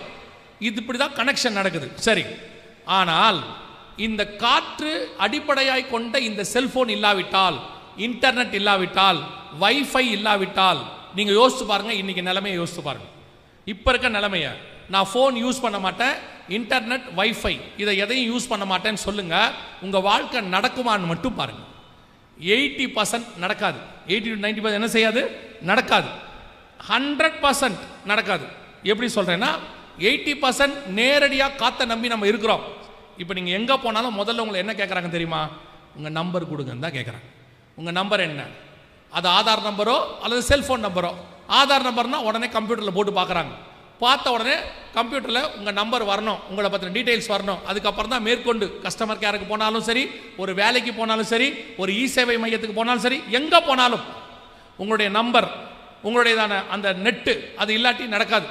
எங்கே வேணால் போங்க, நெட்டு டவுனாக இருக்குது சார், இப்போ பண்ண முடியாதுன்னு ஒரே விஷயம் சொல்லிடுறாங்க. ஸோ காற்று தான் இன்னைக்கு அடிப்படை, சர்வைவல் எல்லாமே நடக்குது. இந்த காற்றை வச்சு தான் கொரோனாவுக்கு முன்னாடி வரைக்கும் ஒரு 60-50% போயிட்டு இருந்துச்சு. கொரோனா வந்துச்சு, எல்லாத்தையும் காற்றுக்கு மாற்றிட்டாங்க. உதாரணமாக உங்களுடைய பிள்ளைகளுடைய படிப்பு ஆன்லைன் கிளாஸஸ் முழுக்க காற்றை நம்பிச்சு. அடுத்து உங்கள் வேலை ஒர்க் ஃப்ரம் ஹோம் காற்றை நம்பிச்சு. அடுத்து உங்களுடைய பண பரிமாற்றம் பேங்க், ஜிபே அல்லது ஃபோன்பே என்ன வேணா இருக்கட்டும், உங்களுடையதான காற்றை நம்பிச்சு. இப்போ உங்கள் பண பரிமாற்றம், வேலை, படிப்பு, ஆகாரம். இன்னைக்கு தனியார் ஆகார் நிறுவனங்கள் கொண்டு வந்து கொடுக்குறாங்க டோர் டெலிவரி. அவங்க எழுதியிருக்காங்க அவங்களுடைய எடிட்டோரியலில், இன்னும் 10 வருஷத்துக்குள்ள இந்தியாவுடைய இரவு சாப்பாடு முழுக்க எங்கள் கண்ட்ரோலில் இருக்குன்னு எழுதியிருக்கிறாங்க. அந்த அளவுக்கு ஜனங்கள் ஆன்லைனில் வாங்கி சாப்பிட தொடங்கிட்டாங்க, பழகிட்டாங்க. எதுக்கு எடுத்தாலும் ஆர்டர் போடு, ஆர்டர் போடு, அவ்வளோதான். இன்னைக்கு எல்லாத்துக்கும் ஆர்டர் போடுற இடத்துக்கு வந்தாச்சு. இப்போ எல்லாமே ஆன்லைன், வேலை ஆன்லைன், படிப்பு ஆன்லைன், அப்புறம் உங்களுடைய பேங்கிங் எக்கானமி ஆன்லைன், உங்களுடையதான சாப்பாடு ஆன்லைன், எதை வேணா எடுத்துக்கோங்க. ஒரு எவ்வளோ பெரியதான ஒரு காரியம் கவனிங்க. நீங்கள் உங்கள் ஃபோன்லேருந்து சம்பந்தமே இல்லாத இன்னொருத்தருக்கு ஜிபே பண்ணுறீங்க. அவர் ஏதோ ஒரு பேங்க்கு, அவர் என்ன பேங்க்கு நம்பர் கணக்கில், அவர் நம்பர் தான் நமக்கு வேணும், நம்பருக்கு அனுப்புறீங்க. நீங்கள் இருக்கிறது கோயம்புத்தூர், உங்கள் அக்கௌண்ட் இருக்கிறது சென்னைன்னு வச்சுக்கோங்க. நீங்கள் இங்கேருந்து அனுப்புறீங்க. அனுப்பின உடனே சென்னையில் இருக்கிற அக்கௌண்ட்டில் பணம் குறையுதா இல்லையா? குறையுது. நீங்கள் அனுப்புகிறவர் டெல்லியில் இருக்கிறாரு, அவர் அக்கௌண்ட்டு கோயம்புத்தூரில் இருக்குது. நீங்கள் டெல்லிக்கு அனுப்பின உடனே இங்கே அக்கௌண்ட்டில் மாறுதா இல்லையா? இல்லை, ஒரு செகண்ட். இதுக்கு நடுவில் இவ்வளோத்தையும் நெட்வொர்க் மாதிரி நடுவில் இருக்கிறவங்க யாருன்னா ஜிபே. அவங்க கம்பெனி எங்கே இருக்குன்னா அமெரிக்காவில் இருக்கு. இவ்வளோத்தையும் கனெக்ட் பண்ணுறவங்க. இவ்வளோ விஷயமும் ஒரு செகண்டில் நடக்குது. பணத்தை அனுப்பிட்டே கேட்குறீங்க, அனுப்பிட்டேன் வந்துருச்சான்னு பாரு. அப்படித்தானே சொல்கிறோம், அனுப்பிட்டேன் வந்துருச்சான்னு பாரு. சம்பந்தம் இல்லாத பேங்க்கு, சம்பந்தம் இல்லாத ஊர், சம்பந்தம் இல்லாத ஒரு ஆள், யாருனே தெரியாது, அவர் ஷாப்பிங் பண்ணியிருப்பாரு, சார் அனுப்பி விடுங்க சார் அனுப்புறீங்க. சம்பந்தம் இல்லாத கம்பெனி ஜிபே எங்கேயோ இருக்குது. இவ்வளவும் ஒரு நெட்வொர்க்காக மாறி காற்றைத்தான் இன்னைக்கு மைய பொருளாக இருக்கிறது. காற்று இல்லை, கதை முடிஞ்சு. காற்றை மட்டும் ஆண்டவர் பிடிச்சிட்டாரு, மொத்த நெட்வொர்க் கொலாப்ஸ். அப்படி ஆகுமா அப்படின்னு கேட்டிங்கன்னா, வெளிப்படுத்தின விசேஷம் 7ஆம் அதிகாரம் 1 முதல் 4 வசனத்தில் ஒரு குறிப்பிட்ட நேரத்திற்கு கர்த்தர் காற்றை பிடிக்கிறார்னு இருக்கு. 7ஆம் அதிகாரம் 1-2 வசனங்கள் வாசிங்க பார்ப்போம். இவைகளுக்கு பின்பு பூமியின் 4 திசைகளிலும் 4 தூதர்கள் நின்று பூமியின் மேலாவது, சமுத்திரத்தின் மேலாவது, ஒரு மரத்தின் மேலாவது காற்று அடியாதபடிக்கு பூமியின் 4 காற்றுகளையும் பிடித்திருக்க கண்டேன். இப்படி ஒரு சம்பவம் இருக்கு. நம்ம காத்தை பிடித்திருக்க கண்டேன் என்ன நினைப்போம்? இதை காத்தை பிடிச்சிக்கிட்டு நிற்க போறாங்களா? இல்ல, எல்லாம் ஸ்தம்பிக்க போது, எதுவுமே டிராவல் ஆகாது. காற்றை அடிப்படையாக கொண்ட எதுவுமே வேலை செய்ய போகிறதில்ல. இப்போ பாருங்க, நடுவில் திடீர்னு மைக்ரோசாஃப்டில் ஒரு சின்ன பிரச்சனை வந்துச்சு. மொத்த ஃப்ளைட்டையும் அங்கங்கே இறக்க சொல்லிட்டாங்க. கிட்டத்தட்ட 3000 ஃப்ளைட் இறங்கிருச்சு இம்மிடியட்டாக. ஒரு 10 நிமிஷம் தான் பிரச்சனை. இது உலகளாவிய பிரச்சனையான என்ன ஆகும் பாருங்க. ஓசியா 12:1 காற்றை மேய்கிற காலம். 2வது, நீங்கள் அனுப்புகிற மெசேஜ் லிட்ரலாகவே மேயப்படுகிறது. நீங்கள் வாட்ஸ்அப்பில் அனுப்பினாலும் சரி, ஃபேஸ்புக்கில் அனுப்பினாலும் சரி, எக்ஸ் தளத்தில் அனுப்பினாலும் சரி, எதில் அனுப்புனீங்கனாலும் உங்கள் மெசேஜ் மேயப்படுகிறது, அதாவது படிக்கப்படுகிறது. நீங்கள் சொல்லுவீங்களே, பசங்க படிக்கும் போது நுனிப்புள் மேயாதடா நல்லா படி அப்படின்னு சொல்லுவோம்ல, அந்த மாதிரி உங்கள் மெசேஜ் எல்லாம் படிக்கிறாங்க. அது எப்படி எங்கள் மெசேஜ் அவங்க படிப்பாங்க? உங்களை பொறுத்த வரைக்கும் என்ன சொல்லுவீங்க? நான் மெசேஜ் அனுப்பினேன், அனுப்பின உடனே டெலீட் பண்ணிட்டேன். டெலீட் பண்ணிட்டா என் ஃபோனில் அந்த மெசேஜ் இருக்காது, யாருக்கும் தெரியாது. ஓகே, டெலீட் ஃபார் எவ்ரி ஒன்னு கொடுத்துட்டேன், இந்த மெசேஜ் அவர் ஃபோன்லேயும் இருக்காது, இனி அவங்களுக்கும் தெரியாது. நான் இப்போ எப்படி இருக்கிறேன்? சேஃபாக இருக்கேன். டெலீட் எனக்கு ஆயிடுச்சு, டெலீட் ஃபார் எவ்ரி ஒன் அவங்களுக்கு ஆயிடுச்சு. Okay, right. ஆனால் உங்கள் மெசேஜ் உங்கள் 2 பேருக்கு தான் டெலீட் ஆகிருக்குது. உங்கள் மெசேஜ் நீங்கள் எந்த அடிப்படையை அனுப்புகிறீங்களோ, வாட்ஸ்அப்போ ஃபேஸ்புக்கோ யார் மூலமாக அனுப்புகிறீங்களோ அவங்கக்கிட்ட அந்த மெசேஜ் குறைஞ்சபட்சம் 90 நாள்லேருந்து 180 நாள் வரைக்கும் இருக்கும். கம்பல்சரி இருக்கும். நீங்கள் அனுப்புகிற வீடியோ, நீங்கள் அனுப்புகிற ஃபோட்டோ, நீங்கள் அனுப்புறதான மெசேஜ் எல்லாம் அவங்ககிட்ட இருக்கும். அது எப்படி சொல்கிறீங்க அவங்ககிட்ட இருக்குன்னு? நீங்கள் அந்த ஆப்பை டவுன்லோட் பண்ணும்போது அவங்க 3 கேள்வி கேட்பாங்க. நீங்கள் அந்த கேள்வியை கன்ஃபார்மாக படிச்சிருக்க மாட்டீங்க. ஏன்னா நமக்கு ஆப்பை டவுன்லோட் பண்ணுற வேகம் பாருங்கள். அப்படியே போட்ட உடனே அவங்க அது வேறு டேர்ம்ஸ் அண்ட் கண்டிஷன் நேராக போட்டுருப்பாங்க பெருசாக. நம்மளால் ஆப்பை டவுன்லோட் பண்ணி ஸ்க்ரோல் உருன்னு எடுத்துடுவான். அப்படியே போட்டு கீழே அக்செப்ட், அவ்வளோதான். பெரிய ஒயிட் ஹவுஸில் சைன் ட்ரம்ப் போடுற மாதிரி போடுவார். அதில் என்ன கேட்டான் தெரியுமா? நீங்கள் படித்தா கூட உங்களுக்கு தெரியும், உங்கள் ஃபோனில் இருக்கிற கான்டாக்ட்ஸ், இமெயில் எல்லாத்தையும் நாங்கள் அக்சஸ் பண்ணுறோம். நீங்கள் அதுக்கு என்ன பண்ணீங்க? ஓகே, ஏன் முதல்ல நீ ஆப்பை ஓப்பன் பண்ணு, அதுக்கப்புறம் பேசிக்கலாம். அடுத்து அவன் சொன்னான், உங்களுடைய மீடியாஸ், உங்களுடைய வீடியோ, இமேஜ், மைக்ரோஃபோன் எல்லாத்தையும் நாங்கள் என்ன செய்வோம்? ஆக்சஸ் பண்ணுவோம். ஓகே. கடைசியாக ஒன்று சொன்னால், உங்களுடைய டீட்டெயில்ஸ் அத்தனையும் எங்களுடைய தேர்ட் பார்ட்டிஸ், எங்களோடு இருக்கிற கம்பெனிஸ், அவங்கக்கிட்ட நாங்கள் ஷேர் பண்ணுவோம். அவங்ககிட்ட வேணாலும் கொடு, நீ ஆப்பை ஓப்பன் பண்ணினா போதும், அவ்வளோதான். இப்போ நீங்கள் அனுப்புகிற ஒவ்வொரு மெசேஜும் சில கம்பெனிகள் கையில் போகிறது. உங்களுக்கு தெரியுமா தெரியாதான்னு தெரியாது. நான் சொல்கிறது உங்களுக்கு நடந்திருக்கும், ஆனால் இதனால தான் உங்களுக்கு தெரிஞ்சிருக்காது. நீங்கள் வேணால் இனிமேட்டு கூட ட்ரை பண்ணி பாருங்கள். உங்கள் வாட்ஸ்அப்லையோ ஃபேஸ்புக்லையோ அல்லது இன்ஸ்டாலையோ உங்கள் ஃப்ரெண்டுக்கு ஒரு மெசேஜ் போடுங்க. ஒரு 2-3 தடவை போடுங்க. நீங்கள் சும்மா போடுங்க, நான் ஒரு கார் வாங்கணும், இல்லையா நான் ஒரு பைக் வாங்கணும், ஒரு கூலிங் கிளாஸ் வாங்கணும், ஏதோ ஒன்று போடுங்க. ஏதாவது நல்லதாக இருந்தால் சொல்லுடா அப்படின்னு போட்டு விடுங்க. கரெக்டாக 48 மணி நேரத்துக்குள்ளே, இல்லை ஒரு 72 மணி நேரத்துக்குள்ளே உங்களுடையதான அந்த விண்டோவில் ஒரு விளம்பரம் ஒன்று வரும். நீங்கள் கேட்ட பொருள் விளம்பரமாக வரும், ஏதோ ஒரு ரூபத்தில் வரும். அது மெயிலாய் வரும், அல்லது விளம்பரமாக வரும், அல்லது யார் மூலயமா எப்படியோ வரும், அந்த விளம்பரம் வரும். இப்போ நீங்கள் அதை பார்த்தோன்னே என்ன தோணும் அப்படின்னா, இதைத்தான் நான் வாங்கணும்னு நினச்சேன், அந்த பையகிட்ட கேட்ட ரிப்ளையே பண்ணல, இதுதான் நான் பார்க்கணும்னு நினச்சேன் நீங்கள் நினைப்பீங்க. ஃபஸ்ட்டு கொஞ்சம் நீங்கள் ஆவிக்குறைவளாக இருந்து ஸ்ட்ராங்காக இருந்தீங்கன்னா என்ன நினைப்பீங்கன்னா, நான் ஜெபம் பண்ணிக்கிட்டே இருந்தேன், கர்த்தரே எனக்கு காண்பித்தார், தேவ சித்தம்னு முடிவெடுத்துருவீங்க. ஆமாம், நம்ம தான் எல்லாத்தையுமே ஆவிக்குரியவன் எல்லாவற்றையும் அப்படிதான் உடனே காட்ஸ் வில் இதுதான் அப்படின்னு. எப்படி இந்த ஆட் வருது? நீங்க தேடுகிறது எப்படி ஆடாக வருகிறது? நீங்க வேணா நான் சொல்றத போய் அடுத்து ட்ரை பண்ணி பாருங்க எப்படி வருது அப்படின்னு கேட்டீங்கன்னா, உங்களுடைய மெசேஜை மட்டும் படிக்கிறதுக்குன்னு 300க்கும் மேற்பட்ட கால் சென்டர்ஸ் இருக்கு. கீவேர்ட்ஸ் வச்சிருப்பாங்க. ஒவ்வொரு மெசேஜில் இருக்கிற கீவேர்டும் அவங்களுக்கு தெரியும். அந்த கீவேர்டை உள்ள மெசேஜ் வந்தோன்னா அவங்க படிப்பாங்க. அந்த மெசேஜில் என்னென்ன கீவேர்டு அவங்க ஃபிக்ஸ் பண்ணுறாங்கன்றது அவங்களோட இஷ்டம். அவங்க அதை என்ன பண்ணுவாங்கன்னா, போகிற அந்த கம்பெனிஸ், இவர் இந்த ஏரியாவில் இப்படி ஒரு கார் தேடுறாருன்னு அந்த ஏரியாவில் உள்ள கார் கம்பெனிஸ்க்கு அனுப்பி வைப்பாங்க. ஒரு சிம்பிளாக உங்களுக்கு புரியும்படி சொல்கிறேன், எப்படி இல்லாமல் நடக்குமான்னு. நீங்கள் எங்கே போனாலும் எந்த கடைக்கு போய் பில்லு வாங்கினாலும் உங்கள் ஃபோன் நம்பர் கேட்குறாங்களா? உங்கள் நம்பர் சொல்லுங்கள் சார் அப்படின்னு சொல்கிறாங்களா? எதுக்காக? நீங்கள் பொருள் வாங்கினீங்க, பணம் கட்டிட்டீங்க, அதுக்கு பில்லும் கொடுத்துட்டாங்க, எதுக்கு நம்பர் கேட்டாங்க? நல்லா புரிஞ்சுக்கோங்க, உங்களுடையதான டேட்டாஸ் ஒரு சொத்து. இப்போ அவங்க எல்லாருக்கும் டேட்டாஸ் கலெக்ஷன் என்பது ஒரு சொத்து.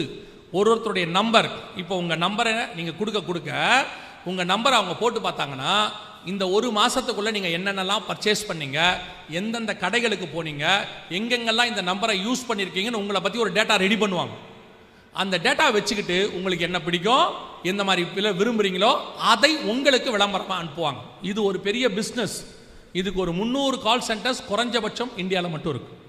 தயவு செய்து செல்போனை கரெக்டாக ஹேண்டில் பண்ணுங்க. தேவைக்கு மட்டும் பேசுங்க, தேவையில்லாததை பேசாதீங்க, தேவையில்லாத மெசேஜஸ் அனுப்பாதீங்க, அது உள்ள உட்காந்துக்கிட்ட பர்சனல் டீட்டெயில்ஸை போடாதீங்க. சிலர்லாம் பார்த்தீங்கன்னு சொன்னால் தங்களுடைய பர்சனல் டீட்டெயில்ஸ் எல்லாம் அதில் போட்டு விட்டுறது, அதில் போட்டு விட்டுட்டு அப்புறமா மாட்டிக்கிட்டு முழிக்கிறது. நான் சொல்கிறது உண்மை. அப்படியே உங்களோட பேங்க் டீட்டெயில்ஸ்லேருந்து எல்லாத்தையும் அதில் போட்டு வச்சிடறாங்க, சேஃப்.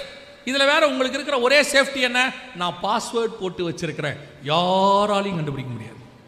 இவங்களுக்கு இருக்கிற ஒரே ப்ளஸ் பாயிண்ட் என்னது, பாஸ்வேர்ட். என்ன பாஸ்வேர்ட் போட்டீங்க, அந்த 9க்குள்ளே எதையாவது போட்டு வச்சிருப்பீங்க, அவ்வளோதானே, மொத்தமே அவ்வளோதானே. சரி, நீங்கள் பாஸ்வேர்டை தொலைச்சிட்டீங்க, மறந்துட்டீங்க, இப்போ உள்ளே போனோம், என்ன பண்ணுவீங்க, ஃபர்கெட் பாஸ்வேர்ட். ஃபர்கெட் பாஸ்வேர்டுன்னு கொடுத்தோன்னு அவங்க என்ன பண்ணுறாங்க, உங்களுக்கு ஒரு ஓடிபி அனுப்புகிற ஒன் டைம் பாஸ்வேர்டு ஒன்று அனுப்புவாங்க. அதை வச்சு நீங்கள் என்ன பண்ணுறீங்க, உள்ளே போகிறீங்க. இப்போ யோசிச்சு பாருங்க, அந்த பாஸ்வேர்டை வச்சு நீங்கள் உள்ளே போகலானா, அந்த பாஸ்வேர்டை வச்சு அவன் உள்ளே போக முடியாதா? போகலாமா இல்லையா? அப்புறம் என்ன பாஸ்வேர்டு? நீங்கள் எப்போ கேட்டாலும் அந்த ஓடிபி தராங்க தானே, இமிடியேட்டாக தராங்க தானே, அப்புறம் என்ன அதுக்கு பேர் பாஸ்வேர்டு? அது உங்களுக்கு நீங்கள் மனசாந்திக்காக வச்சுக்கிறது. பாஸ்வேர்ட் போட்டு வச்சிருக்கேன், யாருக்கும் தெரியாது, அதெல்லாம் ஒரு மண்ணங்கட்டியும் இல்லை, அது நமக்கு நாமே வச்சுக்கிறது. அந்த பாஸ்வேர்டு எதுக்கு யூஸ் ஆகுனா, உங்கள் வீட்டில் வச்சுக்கிட்டிங்கன்னா உங்கள் மனைவிக்கு தெரியாது. அதுவும் நல்ல மனைவியாக இருந்தால் கண்டுபிடிச்சிருது. அந்த அம்மாவுக்கு அப்படியே பார்க்குது, பார்த்தவொடனே கண்டுபிடிச்சிருது, இந்த ஆள் இந்த நம்பரை தவிர வேறு எதுவும் வைக்க மாட்டான். அதில் வேற அவர் அப்படியே, இந்த சில ஆட்கள்லாம் பார்த்தீங்கன்னா ஸ்க்ரீனில் படம் வரைவாங்க, அது வரைஞ்சிட்டு வச்சுட்டு போனோடனே பையன் எடுத்து அதே மாதிரி போட்டு தோர்த்து காட்டுறான். இவர் கேட்குறாரு, எப்படா திறந்த? ஆமாம், இவர் பெருசாக போட்டார், நான் தான் பார்த்துக்கிட்டே உட்காந்துருந்தேன். அதனால் இந்த பாஸ்வேர்டு அப்படின்லாம் நினச்சி உங்களை நீங்களே ஏமாற்றிக்காதீங்க. You must be safe. உங்களை நீங்கள் தான் பாதுகாப்பாக வச்சுக்கணும். தேவையில்லாத காரியங்களை அதில் அப்லோட் பண்ணாதீங்க. செல்ஃபோனுங்கிறது பேசுறதுக்கான ஒரு பொருள், அவ்வளோதான். இப்போ ஆன்லைனில் கொண்டாந்துட்டான், காற்று அதில் கொண்டாந்தாச்சு. அப்போது நீங்கள் உலகத்துக்கு ஓப்பனாக இருக்கிறீங்க. அதில் எதை வைக்கணுமோ அதான் வைக்கணும், எதை வைக்கக்கூடாது அதில் வைக்கக்கூடாது. இப்போ நீங்கள் யோசிச்சு பாருங்க, பீரோக்கு வெளியே எதை வைக்கணும்னு இருக்கு, பீரோக்குள்ளே வைக்கணும் எது இருக்கு, நீங்கள் கரெக்டாக வைக்கிறீங்க. அதே மாதிரி செல்ஃபோனுக்குள்ளே என்ன வைக்கணும், செல்ஃபோனுக்குள்ளே என்ன வைக்கக்கூடாதுன்னு இருக்கு. நீங்கள் எல்லாத்தையும் பாதுகாப்பாக இருக்கட்டும் செல்ஃபோனுக்குள்ளே கொண்டு போய் வைக்கிறீங்க. இருக்கிறதுலே மோஸ்ட் டேஞ்சரஸ் ஓப்பன் புக்கு அதான். நிறைய பேருக்கு அந்த பழக்கம் இருக்குது, குறிப்பாக பெண் பிள்ளைகள் நிறைய ஃபோட்டோஸ் எடுத்து எடுத்து எடுத்து எடுத்து ஏற்றுறது. அதுவும் இந்த கடைசி காலத்தில், அதுவும் தீர்க்க தரிசனம் தான். கடைசி காலத்தில் இந்த செல்ஃபி மோகம்னு ஒன்று இருக்கு இல்லையா, அதுவும் இருக்கு பைபிளில். 2 தீமோத்தேயுவின் புஸ்தகம் 3ஆம் அதிகாரம் 1-2 வசனம் வாசிங்க. மேலும் கடைசி நாட்களில் கொடிய காலங்கள் வருமென்று அறிவாயாக, எப்படியெனில் மனுஷர்கள் தற்பிரியராயும். ஃபர்ஸ்ட் என்ன இருக்கு, தற்பிரியம். வேற ஒண்ணும் இல்லை, செல்ஃபி. தற்பிரியம்னா என்ன, நம்மளே பார்த்து இப்படி கோணல் மாணலாக வச்சு எடுக்குது, அதுக்கே திருப்தி இல்லை, டெலீட் பண்ணிடுது, திருப்பி வைக்கிது. ஒரு ஃபோட்டோ எடுத்து பார்க்கறதுல தப்பு இல்லை, ஏதோ விருப்பப்படுறோம்.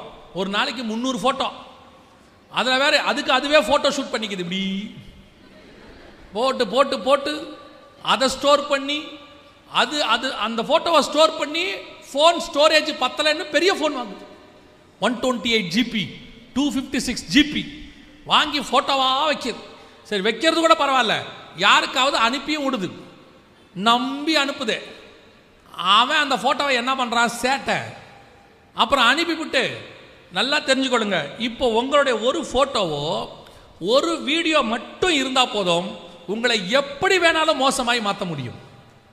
நான் ஒரு ஸ்டுடியோவுக்கு இதுக்கு போயிருக்கிறேன், ஷூட்டிங்க்கு ஹைதராபாத்தில். அப்போது ஒரு பிரதர் எடுத்து இப்படி காட்டுறாரு, என் வீடியோ காட்டுறாரு. அவ்வளோ அழகாக நான் இங்கிலீஷ் பேசுகிறேன், என் லைஃப்பில் பேசினதில்லை. அழகாக இங்கிலீஷ் பேசுகிறேன், 3 நிமிஷம் வீடியோ ஓடுது. எனக்கு இந்த குரல் வந்து என் குரல் தான், என்னுடைய குரல் தான் இருக்குது, வேறு யார் குரலுமே இல்லை, என் குரல் தான் இருக்குது. எனக்கு பயங்கர ஆச்சரியம், நம்ம இந்த வீடியோ பேசலை. அதை விட பெரிய ஆச்சரியம், லிப் சிங்க் ஆகுது, கரெக்டாக லிப்பு சிங்க் ஆகுது. எனக்கு ஆச்சரியம், நான் பேசலை, இது வரைக்கும் இப்படி ஒரு வீடியோ எடுக்கலை.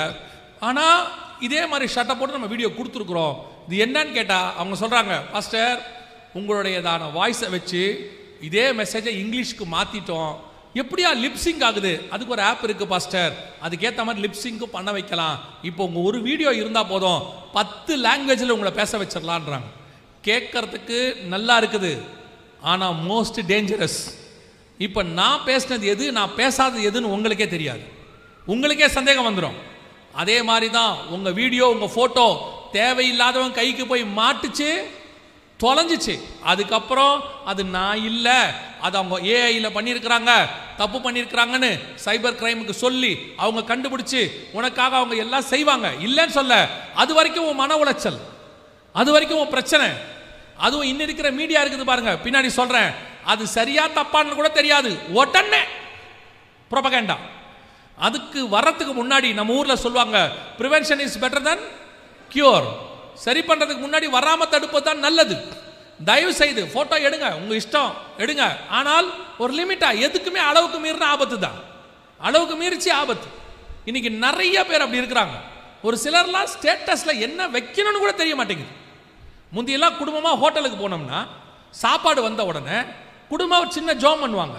இப்போ ஜோம் பண்ணுறது இல்லை, சாப்பாடு வந்தோடனே இருங்க இருங்க இருங்க இருங்க மொத்தம் உட்காந்து ஃபோட்டோ எடுக்குது. அது ஃபஸ்ட்டு வேலையே ஃபோட்டோ தான். எடுத்து நம்ம சாப்பிட்டுக்கிட்டு இருக்கோம், ஒருத்தன் ஃபோன் அடிக்கிறான், என்ன ஹோட்டலில் சாப்பிட்ற போல, என்னடா இது நம்ம சாப்பிட்றது எப்படி அவனுக்கு தெரியுதுன்னா, இது வச்ச ஸ்டேட்டஸை அவன் பார்த்துட்டு ஃபோன் அடிக்கிறான். அப்புறம் நமக்கு வீட்டுக்கு வரத்துக்குள்ள வயிறு வலி வந்துடுது. அவன் என்ன பேசியிருப்பான், குடும்பமே உட்காந்து திங்குது. அப்புறம் வரும்போது இது என்ன சொல்லுது, அந்த ஹோட்டல் சரியில்லை, நீ சரியில்லை, எல்லாத்தையும் ஸ்டேட்டஸ், எதுக்கு எடுத்தாலும் ஸ்டேட்டஸ். ஒரு ஆள் அன்னைக்கு ஸ்டேட்டஸ் வச்சிருக்காரு, நான் பார்க்குறேன், நாங்கள் குடும்பமாய் புறப்பட்டு கொடைக்கானலுக்கு போகிறோம். இந்த ஸ்டேட்டஸ் யாருக்கு? நான் நினச்சேன் அந்த ஏரியாவில் இருக்க திருடனுக்கு. நாங்கள் வீட்டில் இல்லை, வந்துட்டு போங்க, வீடு ஃப்ரீயாக தான் இருக்கு. எதுக்கு இதெல்லாம் ஸ்டேட்டஸில் வைப்பிய? இதை எதுக்கு ஸ்டேட்டஸில் வைப்பிய? ஃபோனை எதுக்கு யூஸ் பண்ணுமோ அதுக்கு மட்டும் யூஸ் பண்ணுங்க. எல்லாம் சில ஆட்களுக்கெல்லாம் எல்லாமே உடனே உடனே இம்மிடியேட்டாக நாங்கள் வந்து விட்டோம், நுழைந்து விட்டோம், அந்த வீட்டுக்குள் முதல்ல அவரை பார்த்தோம், தண்ணி குடித்து கொண்டிருக்கிறோம். பெரிய அமெரிக்க அதிபரும் புதினும் மீட் பண்ணுறாங்க, நிமிஷத்துக்கு நிமிஷம் அப்டேட் பண்ணுறதுக்கு ஃப்ளாஷ் நியூஸ்.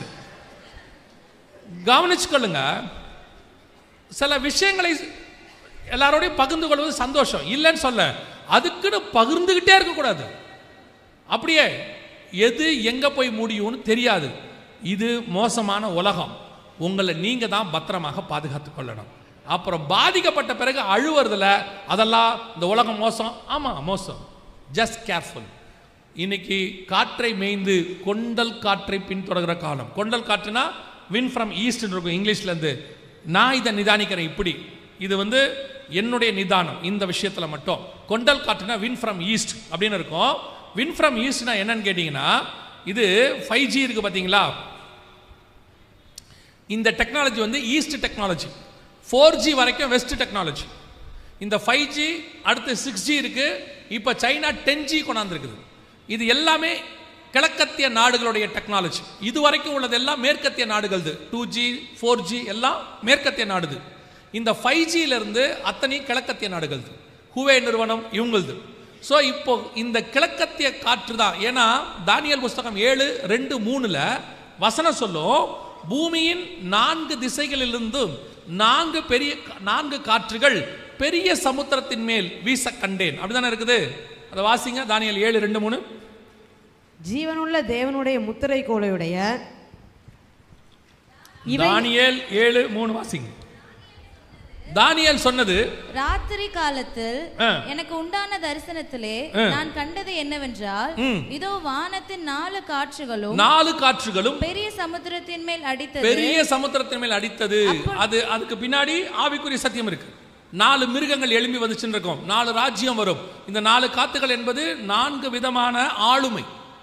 இதுல கிழக்கிலிருந்து வீசும் காற்றுன்னு ஓசியா 12:1 சொல்லுது. இந்த காற்றின் காலம் தான் இப்ப நடக்குது. எல்லாமே கிழக்கத்திய நாடுகளுடைய ஆளுகை ஆரம்பிக்கிறது. கவனிச்சு கொள்ளுங்க, வேதம் சொன்னபடி நம் காலத்தில் காற்றை மேய்கிறது வந்தாச்சு. காற்றின் ஆளுகை தொடங்குறது. தொடர்ந்து 12:1 ஓசியா வாசிங்க பாப்போம். கொண்டற்காற்றை பின்தொடர்கிறான், அவன் நாள்தோறும் பொய்யையும் கேட்டையும் வர்த்திக்க பண்ணி நாள்தோறும் பொய்யையும் கேட்டையும். என்ன அழகான ப்ராஃபஸி பாருங்க.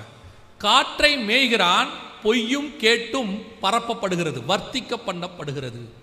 இன்னைக்கு மீடியாவை அப்படியே இருக்கு. இந்த இடத்துல இன்னைக்கு மீடியாவில் இருக்கிறதுல 90-95% ஒன்று கேடு இல்லை பொய். உங்களுக்கு கேடு விளைவிக்கிற நியூஸாக தான் இருக்கு. நீங்களும் அந்த நியூஸை தான் பார்க்குறீங்க. நல்ல நியூஸை பார்க்கறதுக்கு யாரும் இப்போ என்னவா இல்லை, ரெடியா இல்லை. இப்போ நான் என்ன வச்சு மட்டுமே சொல்கிறேன். இப்போ எங்கள் ஊழியத்திலேயே நாங்கள் மெசேஜ், அதை ஒரு பாலிசியாக வச்சுருக்கேன். என்ன பாலிசியானா, என்னுடைய மெசேஜுக்கு தம்ப்நெயில் ஒன்று வச்சுருப்பாங்க, எல்லாத்துக்கும் பார்க்குறதுக்கு ஹெட்டிங்னு ஒன்று. அதை பயமுறுத்துற மாதிரி வைக்கக்கூடாதுன்னு நான் வச்சுருக்கிறேன். எதையுமே சாஃப்டாக சொல்லணும் அப்படின்னு வச்சுருக்கோம். ஆனால் அந்த மெசேஜை எங்கள் சேனலில் ஒரு 50,000 பேர் 1,00,000 பேர் பார்க்குறாங்கன்னு வச்சுக்கோங்க ஒரு உதாரணத்துக்கு. அதே மெசேஜை இன்னொரு சேனல்காரர் எடுக்கிறார். ஆனால் அவர் டைட்டில் அப்படி வைக்கல, கொலை நடுங்கும் செய்தி. அதே மெசேஜ் தான். அதில் கொலை நடுங்கிறதுக்கு ஒன்றுமே இல்லை. எனக்கே தெரியும் அதில் கொலை நடுங்கிறதுக்கு ஒன்றுமே இல்லை. ஆனால் எப்படி போச்சுறாரு, திடீரென்று வந்த முக்கிய செய்தி, MD ஜெகன் வேலை முடிஞ்சு 2,00,000 பேர் 3,00,000 பேர் பார்க்குறான். எனக்கு ஆச்சரியமாக இருக்குது. இதே மெசேஜை நம்ம போட்டால் 30,000 பேர் பார்க்குறான். அதே மெசேஜ் அங்கே போட்டால் 3,00,000 பேர் பார்க்குறான். என்ன காரணமாக இருக்கும்? எடுத்து பார்த்தா வேற ஒன்றுமே இல்லை, தம்ப்நெயில் பிரச்சனை. இந்த தம்ப்நெயில்ல உங்களுக்கு நார்மல் செய்தி வச்சா நீங்கள் யாரும் பார்க்கறதில்ல. இப்போ மகிமையின் படிகள் உள்ளேயே போகிறதில்ல. நீங்கள் யாரும் உள்ளேயே போகிறதில்ல. பரலோகத்திற்கு போவது எப்படி? உள்ளே போகிறதில்ல, போகிறதே இல்லை. அடுத்த அழிவு நடப்பது என்ன? அத்தனை பேர் குமிஞ்சிடறான் உள்ள போய். இல்லை சிரிக்காதே, நீங்கள் தான் இருந்தாலே, வேற யாருமே இல்லை, நீங்கள் தான். நான் அதனால தான் அந்த வியூஸை பார்த்து சந்தோஷப்படவே மாட்டேன். இவ்வளோ வியூஸ் போதுன்னு சந்தோஷப்பட மாட்டேன். காரணம், இந்த வியூஸ் பார்க்கறது ஆள் எல்லாமே நல்ல நிலைமையில் உள்ள வரதில்லை. நீங்கள் நல்ல நிலைமையில் வாங்குறதுனா சாஃப்டான மெசேஜுக்கெல்லாம் போடணும்ல, அதுக்கெல்லாம் போகாது பாருங்க. இந்த மாதிரி ஏதாவது இப்போ உலகத்தானுடைய செய்தியெல்லாம் போய் பாருங்க, நல்ல செய்திக்கு ஆளே இல்லை, நார்மல் செய்திக்கு ஆளே இல்லை. ஏதாவது போடணும். நான் ஒரு இடத்துல ஏமாந்துட்டேன். ஒரு பெரிய ஆளுடைய ஃபோட்டோவை போட்டு அவர் வீட்டில் மிகவும் சோகமான செய்தி, அத்தனை பேரும் கலக்கம் கண்ணீர். நான் உள்ளே போயிட்டேன். ஐயோ பாவம் என்ன நடந்துச்சோன்னு உள்ளே போனால் அந்த ஆள் வீட்டு நாய் செத்து போயிருக்கு. நிஜமா அவர் ஆசையாய் வளர்த்த நாய் செத்து விட்டது. அவர் சோகமாக இருக்கிறார். அநேகர் ஆறுதல். நான் என்ன அடிச்சுக்கிட்டேன், ஏன் நாயே உனக்கு இந்த வேலை, வேற என்ன செய்யறது? இன்னைக்கு இந்த மாதிரி கேடும் பொய்க்கும் தான் இம்பார்ட்டன்ஸ். எது உண்மை, ரெண்டாவது எது உண்மை எது பொய்யின் வேற உங்களுக்கு தெரிய மாட்டேங்குது. நீங்களும் இருக்கீங்கல்ல, இந்த விஷயத்தை எதை ஃபார்வர்ட் பண்ணுவீங்க? நீங்க நல்லா சொல்லுங்க, எதை ஃபார்வர்ட் பண்ணுவீங்க? காலையில் வாக்கு தத்தத்தை ஃபார்வர்ட் பண்ணுவீங்க. அதையும் நீங்கள் படிக்க போகிறதில்ல. உங்களுக்கு ஃபார்வர்ட் பண்ணுற 10 பேர் இருக்கா, நீங்கள் ஃபார்வர்ட் பண்ணுறது இருக்கு. ஏன்னா உங்களுடையதான ஜனநாயக கடமை அதோட தீர்ந்துருச்சு. ஸ்பிரிச்சுவல் கடமை. காலையில் வசனத்தை ஃபார்வர்ட் பண்ணியாச்சுன்னா, சோத்திராண்டவரே இன்னைக்கு 10 பேருக்கு சுவிசேஷம் சொல்லிட்டோம், வேலை முடிஞ்சு. இதை தவிர நீங்கள் என்ன ஃபார்வர்ட் பண்ணுவீங்க? யோசித்து பாருங்க. ஒன்று, அந்த ஊழியக்காரனை பற்றி இடகுடமாக இருக்கணும். இல்லைன்னா நீங்கள் ஃபார்வர்ட் பண்ண போகிறதே கிடையாது. இல்லைன்னா நான் சொன்ன மாதிரி கிடுகிடுன்னு இருக்கணும், நடுநடுங்கும் செய்தி ஃபார்வர்ட் பண்ணுவீங்க. இல்லைன்னா எதை ஃபார்வர்ட் பண்ணுவீங்க? அந்த ஊழியக்காரருடைய வாழ்க்கையில் நடப்பது என்ன இப்படின்னு போட்டால் உடனே உள்ளே போய், அதுவும் போறீங்களோ இல்லையோ ஷேர் பண்ணிட்டா இவனே உள்ளே போகிறான், அமுச்சு விட்டுறான். அமுச்சு விட்டு நம்ம பார்க்கலன்னு வச்சுக்கோங்க, ஃபோன் பண்ணி வேற கேட்குறான், நான் உன்னை அனுப்புனேன் நீ பார்க்கலையா? ஏன் அந்த செய்தியை நீங்கள் ஃபார்வர்ட் பண்ணுவீங்க? அதனால் உங்களுக்கு என்ன பலன்? இல்லை அந்த ஊழியக்காரை பற்றி உண்மையாக இருக்கட்டும், அவர் செஞ்சது தப்பாகவே இருக்கட்டும், அதை ஃபார்வர்ட் பண்ணுறதுனால உங்களுக்கு என்ன பலன்? வேதம் தெளிவாக சொல்லுது, பக்தி விருத்திக்கு ஏதுவான நல்ல வார்த்தைகளையே பேசுங்கள். இப்போ இதனால உங்களுக்கு என்ன பிரயோஜனம்? ஒரு பிரயோஜனமும் கிடையாது. இப்போ ஒருவேளை அது பொய்யா இருந்துச்சுன்னா என்ன பண்ணுவீங்க? சரி உண்மையாவே இருக்கு, அதனால கொஞ்சம் பேர் இடர் அடைஞ்சிட்டான், என்ன பண்ணுவீங்க? நல்லா கவனிங்க, இங்கே குற்றம் இல்லாதவன் எவனும் இல்லை. தெளிவா இயேசு சொல்லிட்டாரு, அவன் முதுகில் இருக்கிறத முதல்ல பாரு, உன் கண்ணில் உள்ள உத்தரத்தை முதல்ல எடுத்து போடு, அப்புறமா அவன் சகோதரங்கிட்ட போலான்னு. இங்கே நியாயம் தீர்க்கிறவர்கள் அதிகமாயிட்டாங்க. தயவு செய்து விசுவாசிகளுக்கு சொல்றேன், நீங்க ஃபார்வர்ட் பண்ண வேண்டியது காஸ்பல். இயேசு சொன்னது, போய் சகல ஜாதிகளுக்கும் சுவிசேஷம் சொல்லுங்க. இதான் யூ வாண்ட் டு ஃபார்வர்ட். இப்போ நீங்க எதை ஃபார்வர்ட் பண்றீங்க? கேடானதை ஃபார்வர்ட் பண்றீங்க, அல்லது பொய்யானதை ஃபார்வர்ட் பண்றீங்க. அது உண்மையா இருக்குது, கேடா இருக்குது, இல்ல நன்மையா இருக்குது, பொய்யா இருக்குது. இந்த இந்த இந்த கேட்டகரிக்குள்ள தான் இருக்கு. நோவா நிர்வாணமாய் படுத்திருந்தார், உண்மை, அதில் மாற்று கருத்தே இல்லை. அவர் வீட்டில் அவர் படுத்திருக்கிறார். போய் பார்த்தான் ஒருத்தன், அவன் தான் முதல்ல மெசேஜை ஃபார்வர்ட் பண்ணவன். ஏன்னா ஏதேனில் கூட ஆண்டவர் கேட்டார், நிர்வாணி என்று அறிவித்தவன் யாருன்னு. இங்கே அறிவித்தவன் பேரே நமக்கு தெரியுது, காம் தான் போய் சொல்றான். நோவா குடி அந்த திராட்சை ரசம் தெரிந்து எழுந்திருக்கிறார். சேமும் யாபேத்தும் அதுக்கு முன்னாடி என்ன பண்ணிட்டாங்க? அந்த மெசேஜை டெலீட் பண்ணிட்டாங்க, ஃபார்வர்ட் பண்ணல. உங்க பாஷையில் சொல்றேன், துணியை போட்டு மூடிட்டாங்க. இப்போ நோவா எழுந்திருச்சாரு. வசனம் சொல்லுது, அதை மூடினவனுக்கு ஆசீர்வாதம், ஃபார்வர்ட் பண்ணவனுடைய சந்ததி சபிக்கப்பட்டது. இப்போ நீங்க என்ன பண்ண போறீங்கன்றதை நீங்களே யோசிச்சு கொள்ளுங்க. தயவு செய்து பக்தி விருத்திக்கு ஏதுவான காரியங்களை ஃபார்வர்ட் பண்ணுங்க, தப்பே கிடையாது. சுவிசேஷம் சொல்லுங்க. அதன் மூலமாய் ஒரு ஆத்மா ரட்சிக்கப்பட்டால் அது உங்கள் கணக்கிலே பரலோகத்தில் இருக்கும். நீங்க இப்படி பண்றதுனால உங்களை நம்பித்தான் இந்த மாதிரி ஆட்கள்லாம் சேனலே நடத்துறாங்க. தயவு செய்து பொய்யையும் கேட்டையும் என்ன செய்யாதீங்க? வர்த்திக்க பண்ணாதீங்க. அதுல ஒரு குரூப்பா நீங்க இருக்காதீங்க. திருப்பி வாசிங்க, ஓசியா 12:1. காற்றை பின்தொடர்கிறான், அவன் நாள்தோறும் பொய்யையும் கேட்டையும் வர்த்திக்க பண்ணி அசிரியரோட உடன்படிக்கை பண்ணுகிறான். அசிரியரோடு கூட இந்த தீர்க்க தரிசனம் 2021 நடந்துருச்சு. இங்க இருக்கு பாருங்க, அசிரியரோடு கூட உடன்படிக்கை பண்ணியாச்சு. 2000 வருஷமா, ஏன் இன்னும் சொல்ல போனா 3000 வருஷமா அசிரியரோடு கூட உடன்படிக்கை கிடையாது. சனகரிப் காலத்துல இருந்து அவன் தான் அசிரிய ராஜா, அசிரியர்களோட உடன்படிக்கை கிடையாது. அதுக்கப்புறம் 2000 வருஷம் இஸ்ரவேல் கிடையாது. ஆனா அவங்க திரும்பி வந்த பிறகு அசிரியரோடு கூட உடன்படிக்கை பண்ணுவாங்கன்னு இருக்கு. 2021 அரபு நாடுகள் 7 நாடுகளோடு கூட, யுஏஇன்னு சொல்ற நாடுகளோடு கூட பண்ணியாச்சு. அதோட கூட அநேக நாடுகள் பண்ணிக்கிட்டு இருக்கிறாங்க. இப்போ ட்ரம்ப் ஆபிரகாம் அக்கார்ட் 2.0 சொல்லி இன்னும் அரபு நாடுகளோடு கூட சைன் பண்றதுக்கான வேலைகளை பார்த்துக்கிட்டு இருக்கிறார். இப்போ அனௌன்ஸ் பண்ணியிருக்கிறாங்க. இதான் அசிரியரோடு கூட உடன்படிக்கை. வேதம் சொன்னது. இதெல்லாம் நடக்க வாய்ப்பே கிடையாதுங்க. ஏன்னு கேட்டா இந்த நாடுகள் எல்லாம் இஸ்ரவேலை பரம எதிரியா பார்க்குறவங்க, பரம எதிரி. இவங்களுடைய நாட்டோடைய பாஸ்போர்ட்ல அவங்க நாட்டு பேர் இருக்கும், எந்த நாடு கொடுக்குதோ அந்த நாட்டோட பேர் இருக்கும். ஆனா எல்லா நாட்டு பாஸ்போர்ட்லையும் ஃபர்ஸ்ட் பேஜில் நான் பார்த்துருக்கேன், ஃபர்ஸ்ட் பேஜில் this passport is not valid for இஸ்ரேல்னு இருக்கும், பிரிண்ட் பண்ணியிருப்பாங்க. இந்த பாஸ்போர்ட்டை இஸ்ரேலுக்கு கொண்டு போகக்கூடாது, அவங்க பாஸ்போர்ட் கூட இஸ்ரேலுக்குள்ள போயிடக்கூடாதுன்னு நினைக்கிறவங்க அவங்க. அந்த மாதிரி அந்த இஸ்ரவேலுக்கும் அவங்களுக்கும் பகை, 3000-4000 வருஷம் பகை. ஆனா வேதம் சொல்லுது, கடைசி நாட்களில் அசிரியோடு கூட உடன்படிக்கை நடக்கும், நடந்துருச்சு. ஓசியா 12:1 நம் கண்களுக்கு முன்பாக நிறைவேறி விட்டது. இதை விட ரொம்ப நடக்கவே வாய்ப்பில்லாத ஒரு விஷயம், அதுவும் இதே காலகட்டத்தில் நடந்துச்சு. அதே 12:1 திருப்பி வாசிங்க பார்ப்போம். அசிரியோடு கூட உடன்படிக்கை பண்ணுகிறான், எகிப்துக்கு எண்ணெய் கொண்டு போகப்படுகிறது. இதுக்கு வாய்ப்பே இல்லை. இந்த தீர்க்கதரிசனம் என் வியூவில் கேட்டீங்கன்னா நடக்காது. ஏன்னு கேட்டீங்கன்னா இஸ்ரவேலுடைய நம்பர் 1 எதிரி தான் எகிப்து. 1948 இருந்து 72 வரைக்கும் அவங்க தான் எதிரி. ரெண்டாவது, எகிப்துக்கு எண்ணெய் வேணும்னா அப்படி கூப்பிடுற தூரத்தில் சவுதி அரேபியா இருக்குது. அங்கே தபுக்குன்னு ஒரு இடம் இருக்கு. அங்கே போயிட்டீங்கன்னா எகிப்துக்கும் சவுதி அரேபியாவுக்கும் நடுவில் ஒரு சின்ன ஆறு தான் ஓடும். இங்கிருந்து பார்த்தா எகிப்தில் ஓடுற வண்டிகள்லாம் தெரியும். சவுதி அரேபியாவிலேருந்து பார்த்தா பார்க்குற தூரம், நான் சொல்றது நான் பார்த்ததுனால சொல்றேன், பார்க்குற தூரம். அந்த நாட்டிலிருந்து இவங்கிட்ட கேட்டால் எண்ணெய் உடனே கொடுத்துருவான். ஏன்னா சவுதி அரேபியாலாம் மத ரீதியாக, இன ரீதியாக, மொழி ரீதியாக ஒரே ஆட்கள் இவங்க எல்லாரும். ஆனால் இஸ்ரேல் வந்து எதிரி நாடு. ஆனால் பைபிள் சொல்லுது இஸ்ரேல்ல இருந்து எண்ணெய் எகிப்துக்கு போகும். இன்னும் ஒன்று சொன்னீங்கன்னா, எகிப்தில் தான் சூயஸ் கால்வாய் இருக்குது, அந்த வழியாக தான் எல்லா காரியங்களும் போகும், கப்பல்கள் போகும். அவங்க என்ன பண்ணுவாங்க, அந்த இடத்துல தான் தேவையானதெல்லாம் அவங்க வாங்கிப்பாங்க. ஸோ எண்ணெயை இஸ்ரேல்லேருந்து வாங்க வேண்டிய அவசியமே கிடையாது அவங்களுக்கு. அந்த இடத்துல இப்போ நல்லா கவனிச்சு பாருங்க, வேதம் சொல்லுது இஸ்ரவேலிலிருந்து எண்ணெய் எகிப்துக்கு கொண்டு போகப்படும். இது நடக்க வாய்ப்பு இருக்குதான்னு கேட்டால் 2021-22 இது நடந்துருச்சு. எகிப்துக்கு எண்ணெய் இஸ்ரவேலிருந்து போயிருச்சு.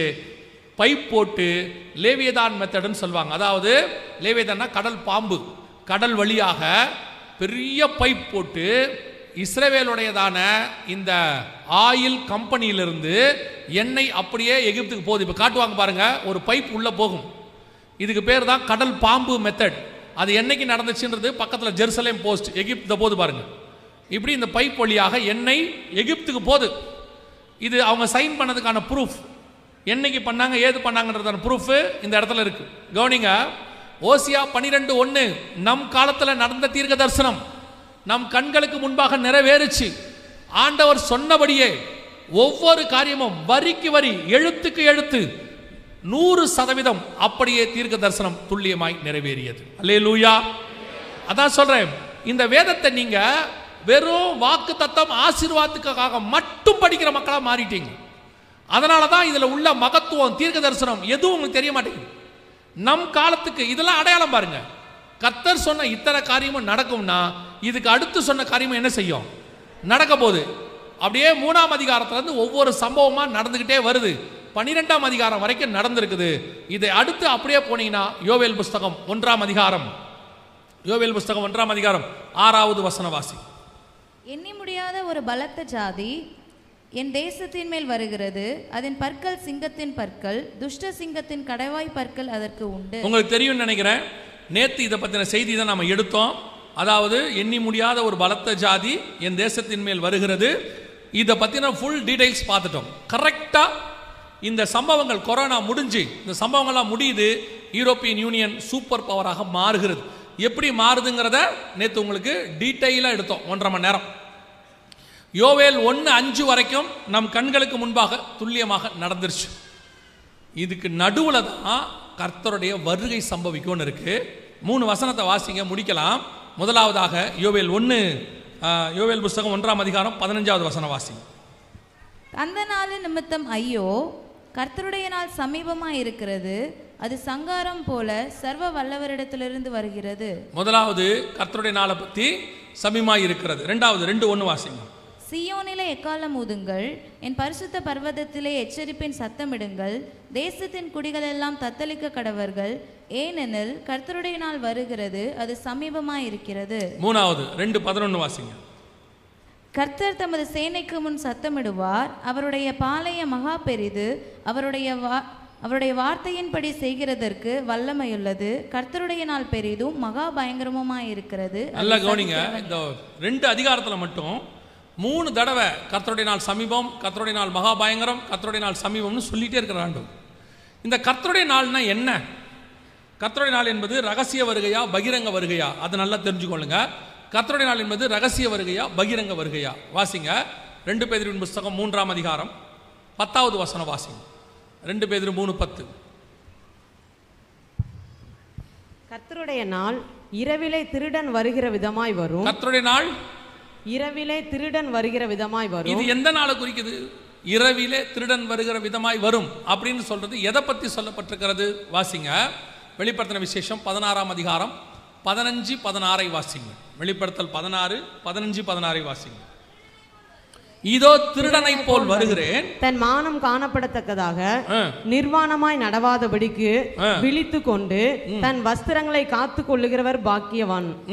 அப்பொழுது எபிரேய பாஷையிலே அர்மகதான் எனப்பட்ட இடத்திலே அவர்களை கூட்டி சேர்த்தான். அப்ப வசனம் தெளிவா சொல்லுது, இந்த கர்த்தருடைய நாள் என்பது எதுக்கானது அப்படின்னு கேட்டீங்கன்னா, இது முழுக்க முழுக்க பகிரங்க வருகையை பற்றி சொல்லப்படுகிறது. முழுக்க முழுக்க பகிரங்க வருகையை பற்றி சொல்லுது.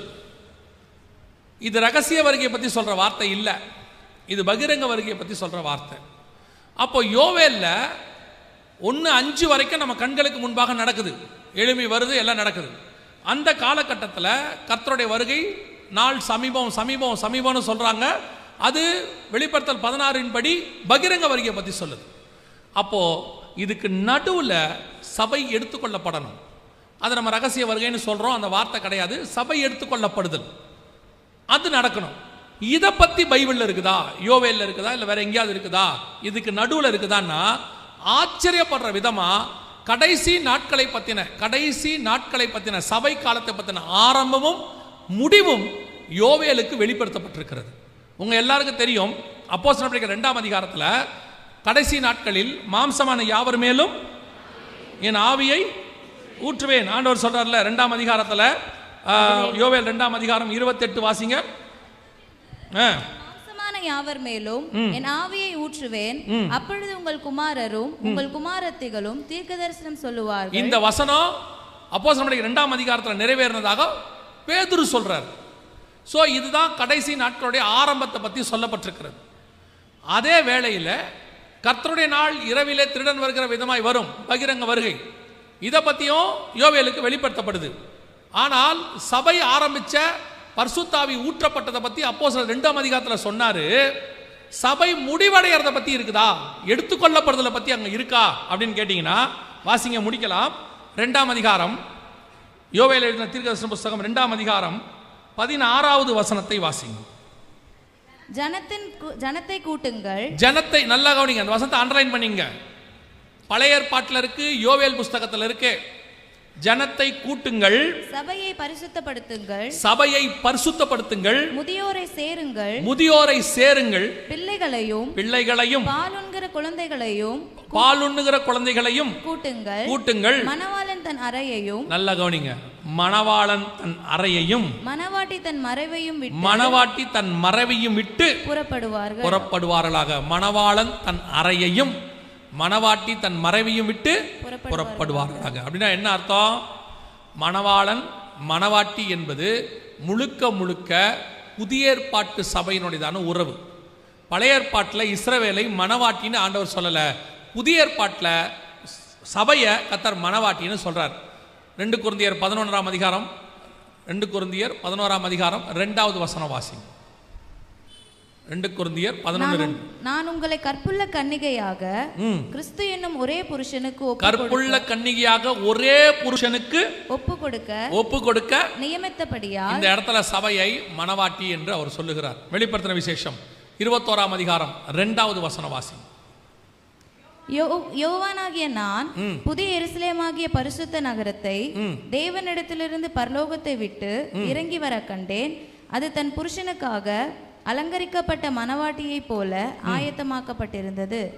மணவாட்டியை போல ஆயத்தமாக்கப்பட்டிருந்தது. வெளிப்படுத்தின விசேஷம் 21ஆம் அதிகாரம் 9வது வசனம் வாசிங்க. பின்பு கடைசியான 7 வாதைகளால் நிறைந்த 7 கலசங்களையுடைய அந்த 7 தூதரில் ஒருவன் என்னிடத்தில் வந்து, நீ இங்கே வா, ஆட்டுக்குட்டியானவருடைய மனைவியாகிய மணவாட்டியை உனக்கு காண்பிக்கிறேன் என்று சொல்லி. வசனம் தெளிவா இருக்கு.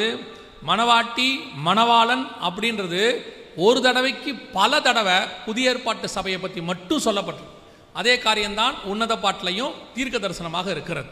ஸோ யோவேல் தீர்க்க தரிசன புஸ்தகம் 2ஆம் அதிகாரம் 16வது வசனத்தை திருப்பி வாசிங்க. இப்ப ஜனத்தை கூட்டுங்கள், சபையை பரிசுத்தப்படுத்துங்கள், நல்லா கவனிங்க, ஜனத்தை கூட்டுங்கள், சபையை பரிசுத்தப்படுத்துங்கள். அதான் முக்கியம். சபையை பரிசுத்தப்படுத்துங்கள், முதியோரை சேருங்கள், பிள்ளைகளையும் பாலுண்கிற குழந்தைகளையும் கூட்டுங்கள், மணவாளன் தன் அறையையும். அப்படின்னா என்ன அர்த்தம்? பிதாவின் வலது பார்சத்தில் அவர் உட்கார்ந்து இருக்கிறார். ஒரு டிரான்ஸ்லேஷன்ல ஃபாதர்ஸ் சாம்பர்னு இருக்கும். அங்கிருந்து மணவாளன் தன் அறையையும், அடுத்து மணவாட்டி தன் மறைவு. அப்படின்னா என்ன அர்த்தம்?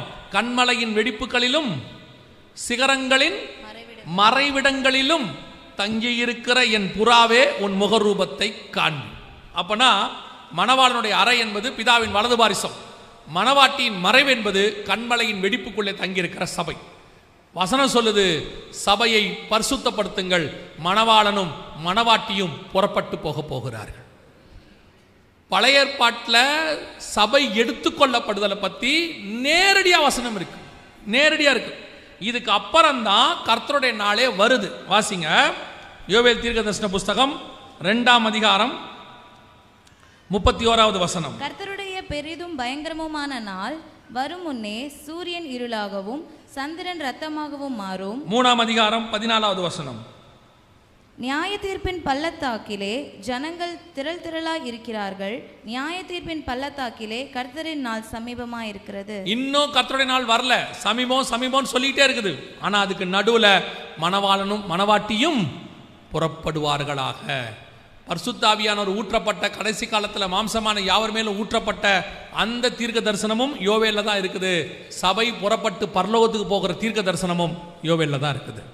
இந்த 2 காரியமும் வெளிப்பாடு யோவேலுக்கு தான் கொடுக்கப்பட்டது.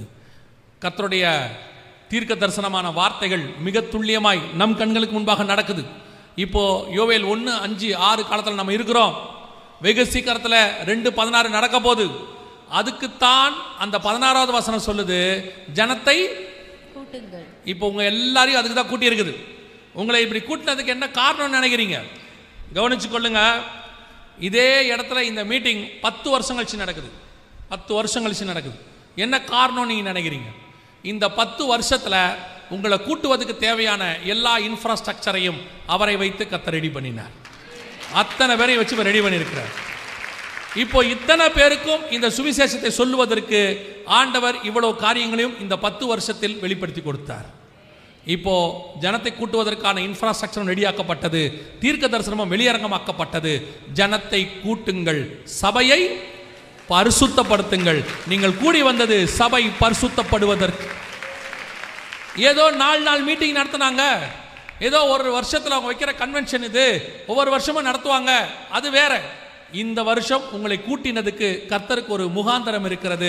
உங்களையும் என்னையும் மணவாளனும் மணவாட்டியுமான அந்த வருகையில சேர்ப்பதுக்கு தான் இது கூட்டப்பட்டிருக்கிறது.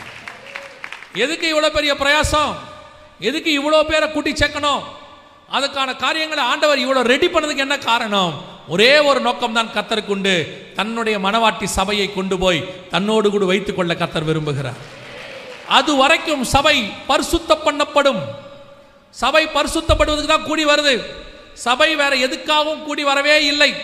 திருப்பியும் சொல்றேன், நான் எப்பவும் சொல்வேன், சபை ஹீலிங் சென்டர் இல்லை, சபை டெலிவரன்ஸ் சென்டர் இல்லை, சபை டிரான்ஸ்ஃபர்மேஷன் சென்டர், மறுரூபமாக்குற இடம். அந்த மறுரூபம் ஆகும்போது ஹீலிங் நடக்கும், மறுரூபம் ஆகும்போது டெலிவரன்ஸ் நடக்கும், மறுரூபம் ஆகும்போது பிளஸ்ஸிங் வரும், மறுரூபம் ஆகும்போது எல்லாம் வரும். ஆனா உங்களுடைய என்னுடைய நோக்கம் எப்படியாவது மறுரூபமாகி அவரோடு கூட மேலே பறந்து போவது. இது ஒண்ணுதான் நம்முடைய திட்டம், இதான் நம்முடையதான எதிர்பார்ப்பு. இதுக்குத்தான் சபை, இதுக்குத்தான் உங்களை கூட்டி சேர்த்திருக்கிறார், வேற எதுக்காகவும் இல்லை. நான் சொல்லுவேன், வெறும் உலக பிரகாரமான ஆசீர்வாதத்துக்காகத்தான் நீங்கள் இயேசுவை ஏற்றுக்கொண்டால், இம்மைக்காக மட்டும் அவரை தேடுவோமானால் நாம் பரிதபிக்கப்பட்டவர்கள் என்று வேதம் சொல்லுது. வேர்ல்ட்லி பிளெஸிங்காக நீங்க சர்ச்சுக்கு வர வேண்டிய அவசியம் இல்லை. ஏன் சொல்றேன் தெரியுமா? நம்மை விட உலகத்தான் ஆசீர்வாதமா தான் இருக்கிறோம். அங்க உண்மையா நீங்க வேலை செஞ்சா அங்க ஆசீர்வதிக்கப்படுவீர்கள். ஆனால் பரலோகத்துக்கு போகிற வழி, பரிசுத்தம்னா என்ன, நித்திய ஜீவன்னா என்ன, இயேசுவோடு கூட போவதுனா என்ன என்பதை, நித்திய ஆசீர்வாதம்னா என்னங்கிறத உலகத்தால சொல்லவே முடியாது, சபையால மட்டும்தான் சொல்ல முடியும். அதுக்காகத்தான் நீங்க இங்க வரீங்க. அப்படி வருகிற உங்களுக்கு உலக ஆசீர்வாதத்தையும் ஆண்டவர் சேர்த்து கொடுக்கிறார். முதலாவது தேவனுடைய ராஜ்யத்தையும் நீதியையும், பின்பு இவை யாவும் உங்களுக்கு. நான் இப்பவும் சொல்றேன், நேற்று சொன்ன திருப்பியும் சொல்றேன், இந்த உலக ஆசீர்வாதம் கர்த்தருடைய பார்வையில் ஒரு பொருட்டே இல்லைங்க. அவர் நினைச்சாருன்னா ஒரு நாள் ராத்திரியில எக்கானமியை மாத்தி இஸ்ரவேலை ஆசீர்வச்ச மாதிரி உங்களை என்னையும் ஆசீர்வச்சிருவார். அவர் நினைச்சாருன்னா ஒரே நாள் ராத்திரியில 6 லட்சம் புருஷரை கொள்ளையிட பண்ணி புறப்பட பண்ணுவதற்கு வல்லமை உள்ள தேவனாக இருக்கிறார். அவர் நினைச்சாருன்னா ஒரே நாள் சாயங்காலத்தில் பார்த்தீங்கன்னா இந்த பக்கமும் அந்த பக்கமும் மைல் கணக்கில் காடையை விழ பண்ணுவதற்கு வல்லமை உள்ளவராக இருக்கிறார். அவர் நினைச்சாருன்னா கண்ணை மூடி கண்ணை திறக்கிறதுக்குள்ள 5000 புருஷர்களுக்கு அப்பம் கொடுப்பதற்கு, மீனை கொடுப்பதற்கு வல்லமை உள்ளவராக இருக்கிறார். அவர் நினைச்சார்னா 6 நாள்ல சர்வ உலகத்தையும் உண்டாக்கி நம்ம கையில கொடுப்பதற்கு வல்லமை உள்ளவராக இருக்கிறார். நீங்க ஒரு 1200 ஸ்கொயர் ஃபீட்டுக்காக தான் சர்ச்சுக்கு வரீங்கன்னா, ஒரு 2400 ஸ்கொயர் ஃபீட்டுக்காக தான் சர்ச்சுக்கு வரீங்கன்னா, ஒரு காருக்காக தான் சர்ச்சுக்கு வர்றீங்கன்னா, ஒரு பொண்ணு கல்யாணம் பண்றதுக்கு தான் சர்ச்சுக்கு வரீங்கன்னா, உன் பையனுக்கு வெளிநாட்டில் வேலைக்காக தான் சர்ச்சுக்கு வரீங்கன்னா, இம்மைக்காக மட்டும் அவரை தேடுகிறனா நீங்க ஆண்டவரை ரொம்ப சீப்பாக்குறீங்க. உங்களுக்கு வீடு கொடுக்கறதுக்கு அவர் சிலுவை சுமக்கணுமா? உங்களுக்கு கார் கொடுக்க அவர் சிலுவை சுமக்கணுமா? அது அவசியமே இல்லை. அவர் நினைச்சாருன்னா ஒரு மீன் வாயை திறந்து மொத்தத்தையும் கொடுத்துட்டு போயிட்டே இருப்பார். ஆனால் அவருக்கு தேவை என்ன தெரியுமா? இது எல்லாவற்றையும் விட விலையேற பெற்ற நம்முடைய ஆத்துமாவை பரலோகத்தில் கொண்டு போய் வைக்க வேண்டும் என்று கர்த்தர் விரும்புகிறார். அதை வேற எதை கொடுத்தும் சாத்தாங்கிட்ட இருந்து மீட்க முடியாது. அவருடைய ஜீவனை கொடுத்து ரத்தத்தை கொடுத்து கர்த்தர் மீட்டு இருக்கிறார். உங்களுடைய என்னுடைய கான்சன்ட்ரேஷன் அதில் மட்டும்தான் இருக்கணும். நான் திருப்பி சொல்றேன், 33 வருஷம் நான் இயேசுவை பிடிச்சிருக்கிறேன். இந்த 33 வருஷத்துல இயேசு என்னை அப்பத்துக்கு இறைஞ்ச விட்டதே கிடையாது. இயேசு என்னை தரித்திரத்தில் விட்டதே கிடையாது. என் தேவைகள் எல்லாவற்றையும் அவர் சந்தித்திருக்கிறார். என் அளவில் என்னை ராஜா போல தான் கர்த்தர் வச்சிருக்கிறார். ஏன் அளவில் சொல்றேன், நான் எந்த நாட்டுக்கு ராஜா கிடையாது, ஆனால் ஏன் அளவில் ராஜாக்களும் ஆசாரியருமாய் கர்த்தர் வச்சிருக்கிறார். அதனால இந்த இம்மைக்கு தேடுறதை நிறுத்திடுங்க. அதை ஒரு பொருட்டாவே நினைக்காதீங்க, அது தானா வரும். நீங்க போய் ஹோட்டலில் போய் ஆர்டர் பண்ணும்போது உங்களுக்கு தேவை இட்லியா தோசையான்னு சொல்லுங்க, கூட சட்னி சாம்பார் அவனே கொடுப்பான். ஆமாம் தானே? நீங்கள் சொன்ன உடனே 2 இட்லி, சட்னி, சாம்பார், கார சட்னி, புதினா சட்னி, சார் அதெல்லாம் தார், உங்களுக்கு என்ன வேணும்? 2 இட்லி, இதெல்லாம் கூட வரும். இல்லைப்பா அந்த டிஷ்யூ பேப்பர் அதெல்லாம் வரும் சார், எல்லாம் பேக்கேஜில் வரும். நீ மெயின் டிஷ்ஷை மட்டும் ஆர்டர் பண்ணு, சைட் டிஷ்ஷு நானே கொடுக்குறேங்கிறாரு. அவனுக்கே அவ்வளோ அறிவு இருக்குமானால் சர்வ வல்லமை உள்ள தேவன் அவருக்கு உன் சைட் டிஷ்ஷை கொடுக்கறதுக்கு எவ்வளோ நேரம் ஆக போகுது? எவ்வளோ நேரம் ஆக போகுது? தயவு செய்து உங்களுடைய ஃபோக்கஸ் முழுக்க பரலோகத்தை நோக்கி இருக்கட்டும். ஏன்னா இயேசுவே சொல்றாரு, இவைகள் சம்பவிக்க தொடங்கும் போது உங்கள் மீட்பு சமீபமாக இருப்பதால் நிமிர்ந்து பார்த்து தலைகளை உயர்த்துங்கள். லூக்கா 21:28 இருக்கு. வானத்தில் திடீரென்று ஒரு சத்தம் கேட்கும், மேகங்களுக்கு நடுவே உங்களையும் என்னையும் அழைத்து போக நம்முடைய ராஜா வரப்போகிறார். அல்லேலூயா. இனி காலம் கண்டிப்பாக செல்லாது. ஆண்டவர் நம்மை மீட்கும்படி வரப்போகிறார். நீங்களும் நானும் அடைய வேண்டிய மிக முக்கியமான விஷயம், சபை பரிசுத்த பண்ணுங்கள். சபை என்ன செய்யணும்? சுத்திகரிக்கணும், பரிசுத்தமாகணும்.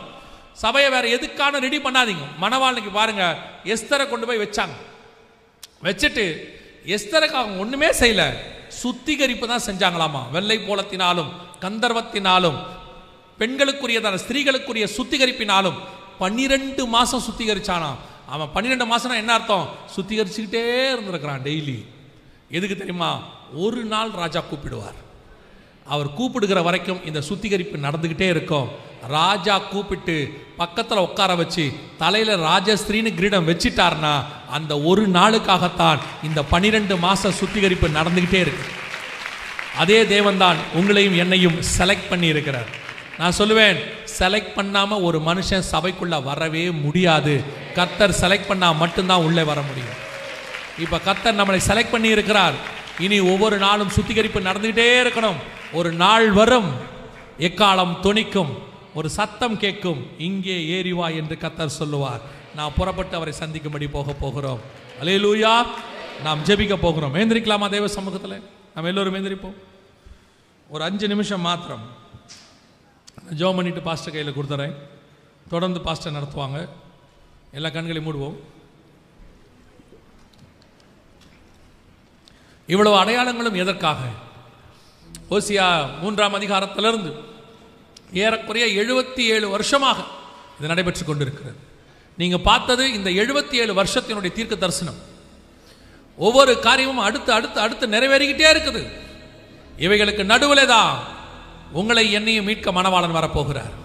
இந்த அடையாளங்கள்லாம் எதுக்காக தெரியுமா? இதெல்லாம் நடக்குதுன்னா இதோடு கூட சொன்ன மணவாளனுடைய வருகையும் சம்பவிக்கும். இதெல்லாம் அடுத்து அடுத்து உலக பிரகாரமா கரெக்டா நடக்குதுன்னா மணவாளன் மணவாட்டியை கூட்டிட்டு போறதும் கரெக்டா நடக்கும். அவர் சொன்ன 100 விஷயங்கள்ல 99 நடக்குதுன்னா 100ஆவதும் நடக்க போகிறது என்று அர்த்தம். அதுக்கு உங்களுக்கு எனக்கு அவர் கேட்டிருக்கிற ஒரே கிரைட்டீரியா என்ன தெரியுமா? ஜனத்தை கூட்டுங்கள், சபையை பரிசுத்தப்படுத்துங்கள், சபையை பரிசுத்தப்படுத்துங்கள்.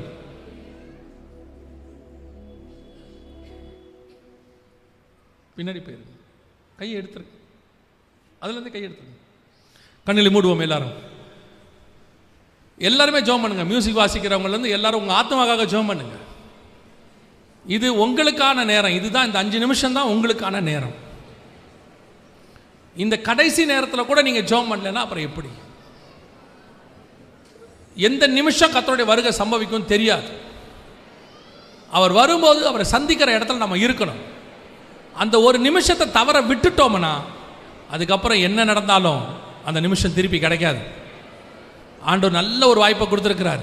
நீ ஒவ்வொரு நாளும் ஆண்டவரே காலை மாலையும் சுத்திகரிப்பு நடந்துகிட்டே இருக்கணும். சுத்திகரிப்பு நடந்துகிட்டே இருக்கணும். எப்போ ராஜா கூப்பிடுவாருன்னு தெரியாது. ராஜகுமாரத்தி சொல்கிறாங்க, எஸ்தர் சொல்கிறாங்க, ராஜா இன்னும் என்னை அழைக்கவில்லை. ராஜா அழைக்கும் போது நான் பிரவேசிப்பேன். ராஜா அவளை அதிகமாய் நேசித்து அவர் தலையில கிரீடத்தை வைத்து ராஜஸ்திரியாய் மாத்தினான் என்று வாசிக்கிறோம். இதே காரியத்தை இயேசு உங்களை என்னையும் பார்த்து சொல்றாரு. ஜெயம் கொள்ளுகிறவன் எவனோ அவனை என்னோடு கூட சிங்காசனத்தில் உட்கார வைத்து ஜீவ கிரீடத்தை அவனுக்கு தருவேன். அந்த வாய்ப்பு கர்த்தர் நமக்கு வச்சிருக்கிறார். ஒருமனப்படுவோமா? ஆண்டவரே நீர் விரும்புகிற நான் பரிசுத்தராய் இருப்பது போல நீங்களும் பரிசுத்தராய் இருங்கன்னு சொன்னீங்களே ஆண்டவரே, நீர் விரும்புகிற பரிசுத்தம் எங்க சபைக்குள்ள வரட்டும். நீர் விரும்புகிற பரிசுத்தம் எனக்குள்ள வரட்டும்.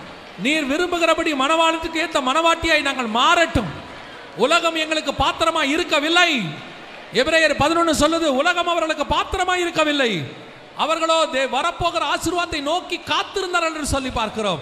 நீங்களும் நானும் வரப்போகிற ஆசீர்வாதம், வானத்தில் தோன்ற போகிற ஆசீர்வாதம், இமை பொழுதுல கிடைக்க போகிற ஆசீர்வாதம், நித்திய ஆசீர்வாதம், நிலையான ஆசீர்வாதம், கைவேளை இல்லாத ஒரு ஆசீர்வாதம், கர்த்தர் நியமித்த மேலான ஆசீர்வாதம், மரித்தோர் உயிர்த்தெழுகிற ஆசீர்வாதம், உயிர்த்தோர் புறப்பட்டு போகிற ஆசீர்வாதம். ஓ ஹalleluya, ஹalleluya, ஹalleluya. கர்த்தருடைய நித்திய ஆசீர்வாதம் வருகிறது. உன் கண்கள் காணுகிற எல்லாம் அழிந்து போகும், காணாதவைகளோ நித்தியம். காணாதவைகளோ நித்தியம். Praise you Jesus, praise you Jesus.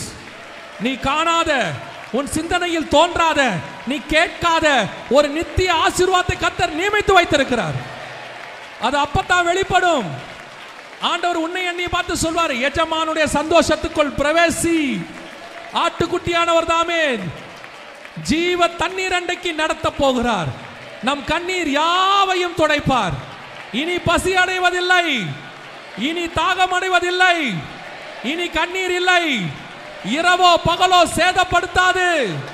பிதாவுக்கு முன்பாக, ஆட்டுக்குட்டியானவருக்கு முன்பாக இரவும் பகலும் அவரை சேவிக்க போகிறோம். ஒப்பு கொடுப்போமா? ஒப்பு கொடுப்போமா? இதுதான் உண்மையான ஆசீர்வாதம். இதுதான் மெய்யான ஆசீர்வாதம். இந்த ஆசீர்வாதத்துக்காக தான் நீங்கள் அழைக்கப்பட்டீர்கள். இந்த ஆசீர்வாதத்துக்கு தான் வேறு பிரிக்கப்பட்டீர்கள். இந்த ஆசீர்வாதத்துக்காக தான் நீங்கள் அபிஷேகம் பண்ணப்பட்டீர்கள். இந்த ஆசீர்வாதத்துக்காக தான் கர்த்தர் அழைத்து கொண்டு போகும்படி வரப்போகிறார். ஹalleluya, hallelujah, hallelujah. Thank you Jesus, thank you Jesus. சர்வ வல்லமையுள்ள எங்கள் தகப்பனே, உம்முடைய கிருபையுள்ள கரத்தில் எங்களை தாழ்த்துகிறோம். 3ஆம் நாளிலே தேவனாகிய கர்த்தர் எங்களை ஆயத்தம் பண்ணுகிற தயவுக்காய் ஸ்தோத்திரம். எங்களுக்கு இப்பொழுது ஒரு நிச்சயம் இருக்கு ஆண்டவரே. இப்போ ஒரு நிச்சயம் இருக்கு ஆண்டவரே. உங்க சத்தம் கேட்டா நாங்க புறப்படுவோம். இப்போ எங்களுக்கு ஒரு நிச்சயம் இருக்கு. எங்கள் சபை புறப்படும். எங்கள் சபை புறப்படும். எங்களுக்கு ஒரு நிச்சயம் இருக்கு ஆண்டவரே. எங்களுக்கு ஒரு நிச்சயம் இருக்கு. ராஜா வரப்போகிறார். நாங்க புறப்பட போகிறோம். எத்தனை சந்தோஷம்! 2000 வருஷம் காத்திருந்த சந்தோஷம், எதிர்பார்த்திருந்த ஒரு சந்தோஷம். இந்த நிச்சயத்தை இன்னைக்கு நீர் எங்களுக்கு கட்டளையிட்டதுக்காக நன்றி. எங்கள் சபையை நீர் உத்தரவாதம் பண்ணுகிறதுக்காக ஸ்தோத்திரம். நீ என்னுடையவள், உன்னை நான் எப்படி மறப்பேன்? நான் உன்னை எப்படி மறப்பேன்? உன்னை மறந்தால் என் வலது கையை மறந்ததுக்கு சமானம். ஓ glory, glory, glory to Lord. உன்னை நான் எப்படி மறப்பேன்? உன்னை ஏன் நான் ஏற்படுத்தினேன்? உன்னை ஏற்படுத்தினதுக்கு காரணம் என்ன? இந்த பூமியில எல்லார் கண்களுக்கு முன்பாக உன்னை உயர்த்தினதுக்கு காரணம் என்ன? உன்னை அபிஷேகத்து பண்ணதுக்கு காரணம் என்ன? அநேகர் ஆச்சரியப்படத்தக்கதாய் உன்னை நான் அபிஷேகித்ததுக்கு காரணம் என்ன? இந்த பூமியில மேன்மடைகிறதுக்காக மட்டும் இல்லை, உன்னை கொண்டு போய் என்னோட பரலோகத்தில் உட்கார வைத்து அநேக தூதர்களுக்கு முன்பாக, பரிசுத்தவான்களுக்கு முன்பாக உன்னை பேரை பிதாவுக்கு முன்பாக அறிக்கை பண்ணுவதற்காக. Glory to God. Glory to Jesus. Glory to Jesus. Thank you Lord. கர்த்தர் உங்களுக்கும் எனக்கும் இதை வாக்குத்தத்தமாக கொடுக்கிறார். வாக்குத்தத்தமாக கொடுக்கிறார். ஜெயம் கொள்ளுகிறவன் எவனோ அவனுடைய நாமத்தை என் பிதாவுக்கு முன்பாக நான் அறிக்கையிடுவேன். அவருடைய நாமத்தை ஜீவ புஸ்தகத்தில் எழுதுவேன். இது உனக்கும் எனக்குமான வாக்குத்தத்தம். உனக்கும் எனக்குமான வாக்குத்தத்தம். Praise you God. ஒரு சிலர் இங்கே நீங்கள் நினைக்கிறீர்கள், இந்த நிலைமையிலிருந்து என்னால் போக முடியுமா? ஒரு பலகீனம் எனக்கிட்ட இருக்குதே, போக முடியுமா? ஆண்டவர் சொல்றாரு, உன் பலவீனத்தினால நான் செலக்ட் பண்ணல, என் பலத்தினால தான் உன்னை செலக்ட் பண்ணியிருக்கிறேன். இது மனுஷனால் கூடாதது, தேவனால் எல்லாம் கூடும். உன் நீதி கர்த்தருக்கு முன்பாக அழுக்கான கந்த, ஆனா கர்த்தருடைய கிருபை அதை காட்டிலும் மேலானது, அதை காட்டிலும் மேலானது. ஆண்டவர் உனக்கு பண்ணுகிற வாக்குத்தத்தம் அதான். ஓ அளவை கொண்டு நான் கூட்டிட்டு போல, ஏன் அளவை வச்சு உன்னை கூட்டிட்டு போறேன். ஓ பரிசுத்த அளவல்ல, ஏன் பரிசுத்த அளவு. ஆண்டவர் உனக்கு பண்ற வாக்குத்தத்தம். பயப்படாத, திகையாத, கலங்காது. கர்த்தர் உனக்கு பண்ணுகிற வாக்குத்தத்தம் அதுதான். கர்த்தர் உன்னுடைய தகுதியை வச்சு பார்க்கல, அவர் தகுதியை வச்சு உன்னை மீட்டுக்கிட்டு போறார். ஏன்னா உனக்காக தன்னை கொடுத்தவர் அவர் மட்டும்தான். அவருடைய தகுதியை வச்சு தான் உன்னை மீட்கிறார். நாம் ஜெபிக்க போகிறோம். இப்ப ஜெபிக்க போகிறோம். ஒரு உத்தரவாதத்தோடு ஜெபிக்க போகிறோம். நிச்சயத்தோடு கூட ஜெபிக்க போகிறோம். எங்க அப்பா வந்தாருன்னா நிச்சயம் அவர் கையை பிடிச்சிக்கிட்டு நான் பரலோகத்துக்குள்ள நுழைவேங்கிற நிச்சயத்தோடு கூட நாம் ஜெபிக்க போகிறோம். Thank you Lord. Thank you Lord. Thank you for this confirmation God. Thank you for this confirmation. Praise you Jesus. Praise you Jesus. நாம் ஜெபிக்க போகிறோம். கரங்களை ஆண்டவருக்கு நேராக தைரியமா உயர்த்துங்க. சரண்டர் பண்ணுங்க. அப்பா, இளையகுமாரன் வந்து தகப்பனேன்னு வந்த உடனே வாரி அணைச்சிக்கிட்டீங்கல்லப்பா. அந்த தகுதியில, அந்த நிச்சயத்துல, அந்த அன்புல கேட்கிற தகப்பனே, நாங்களும் பரலோகத்துக்கு உம்மோடு கூட வருகிறோம் ஆண்டவரே. நீர் வரும்போது உங்களோடு கூட நாங்களும் வருகிறோம் ஆண்டவரே.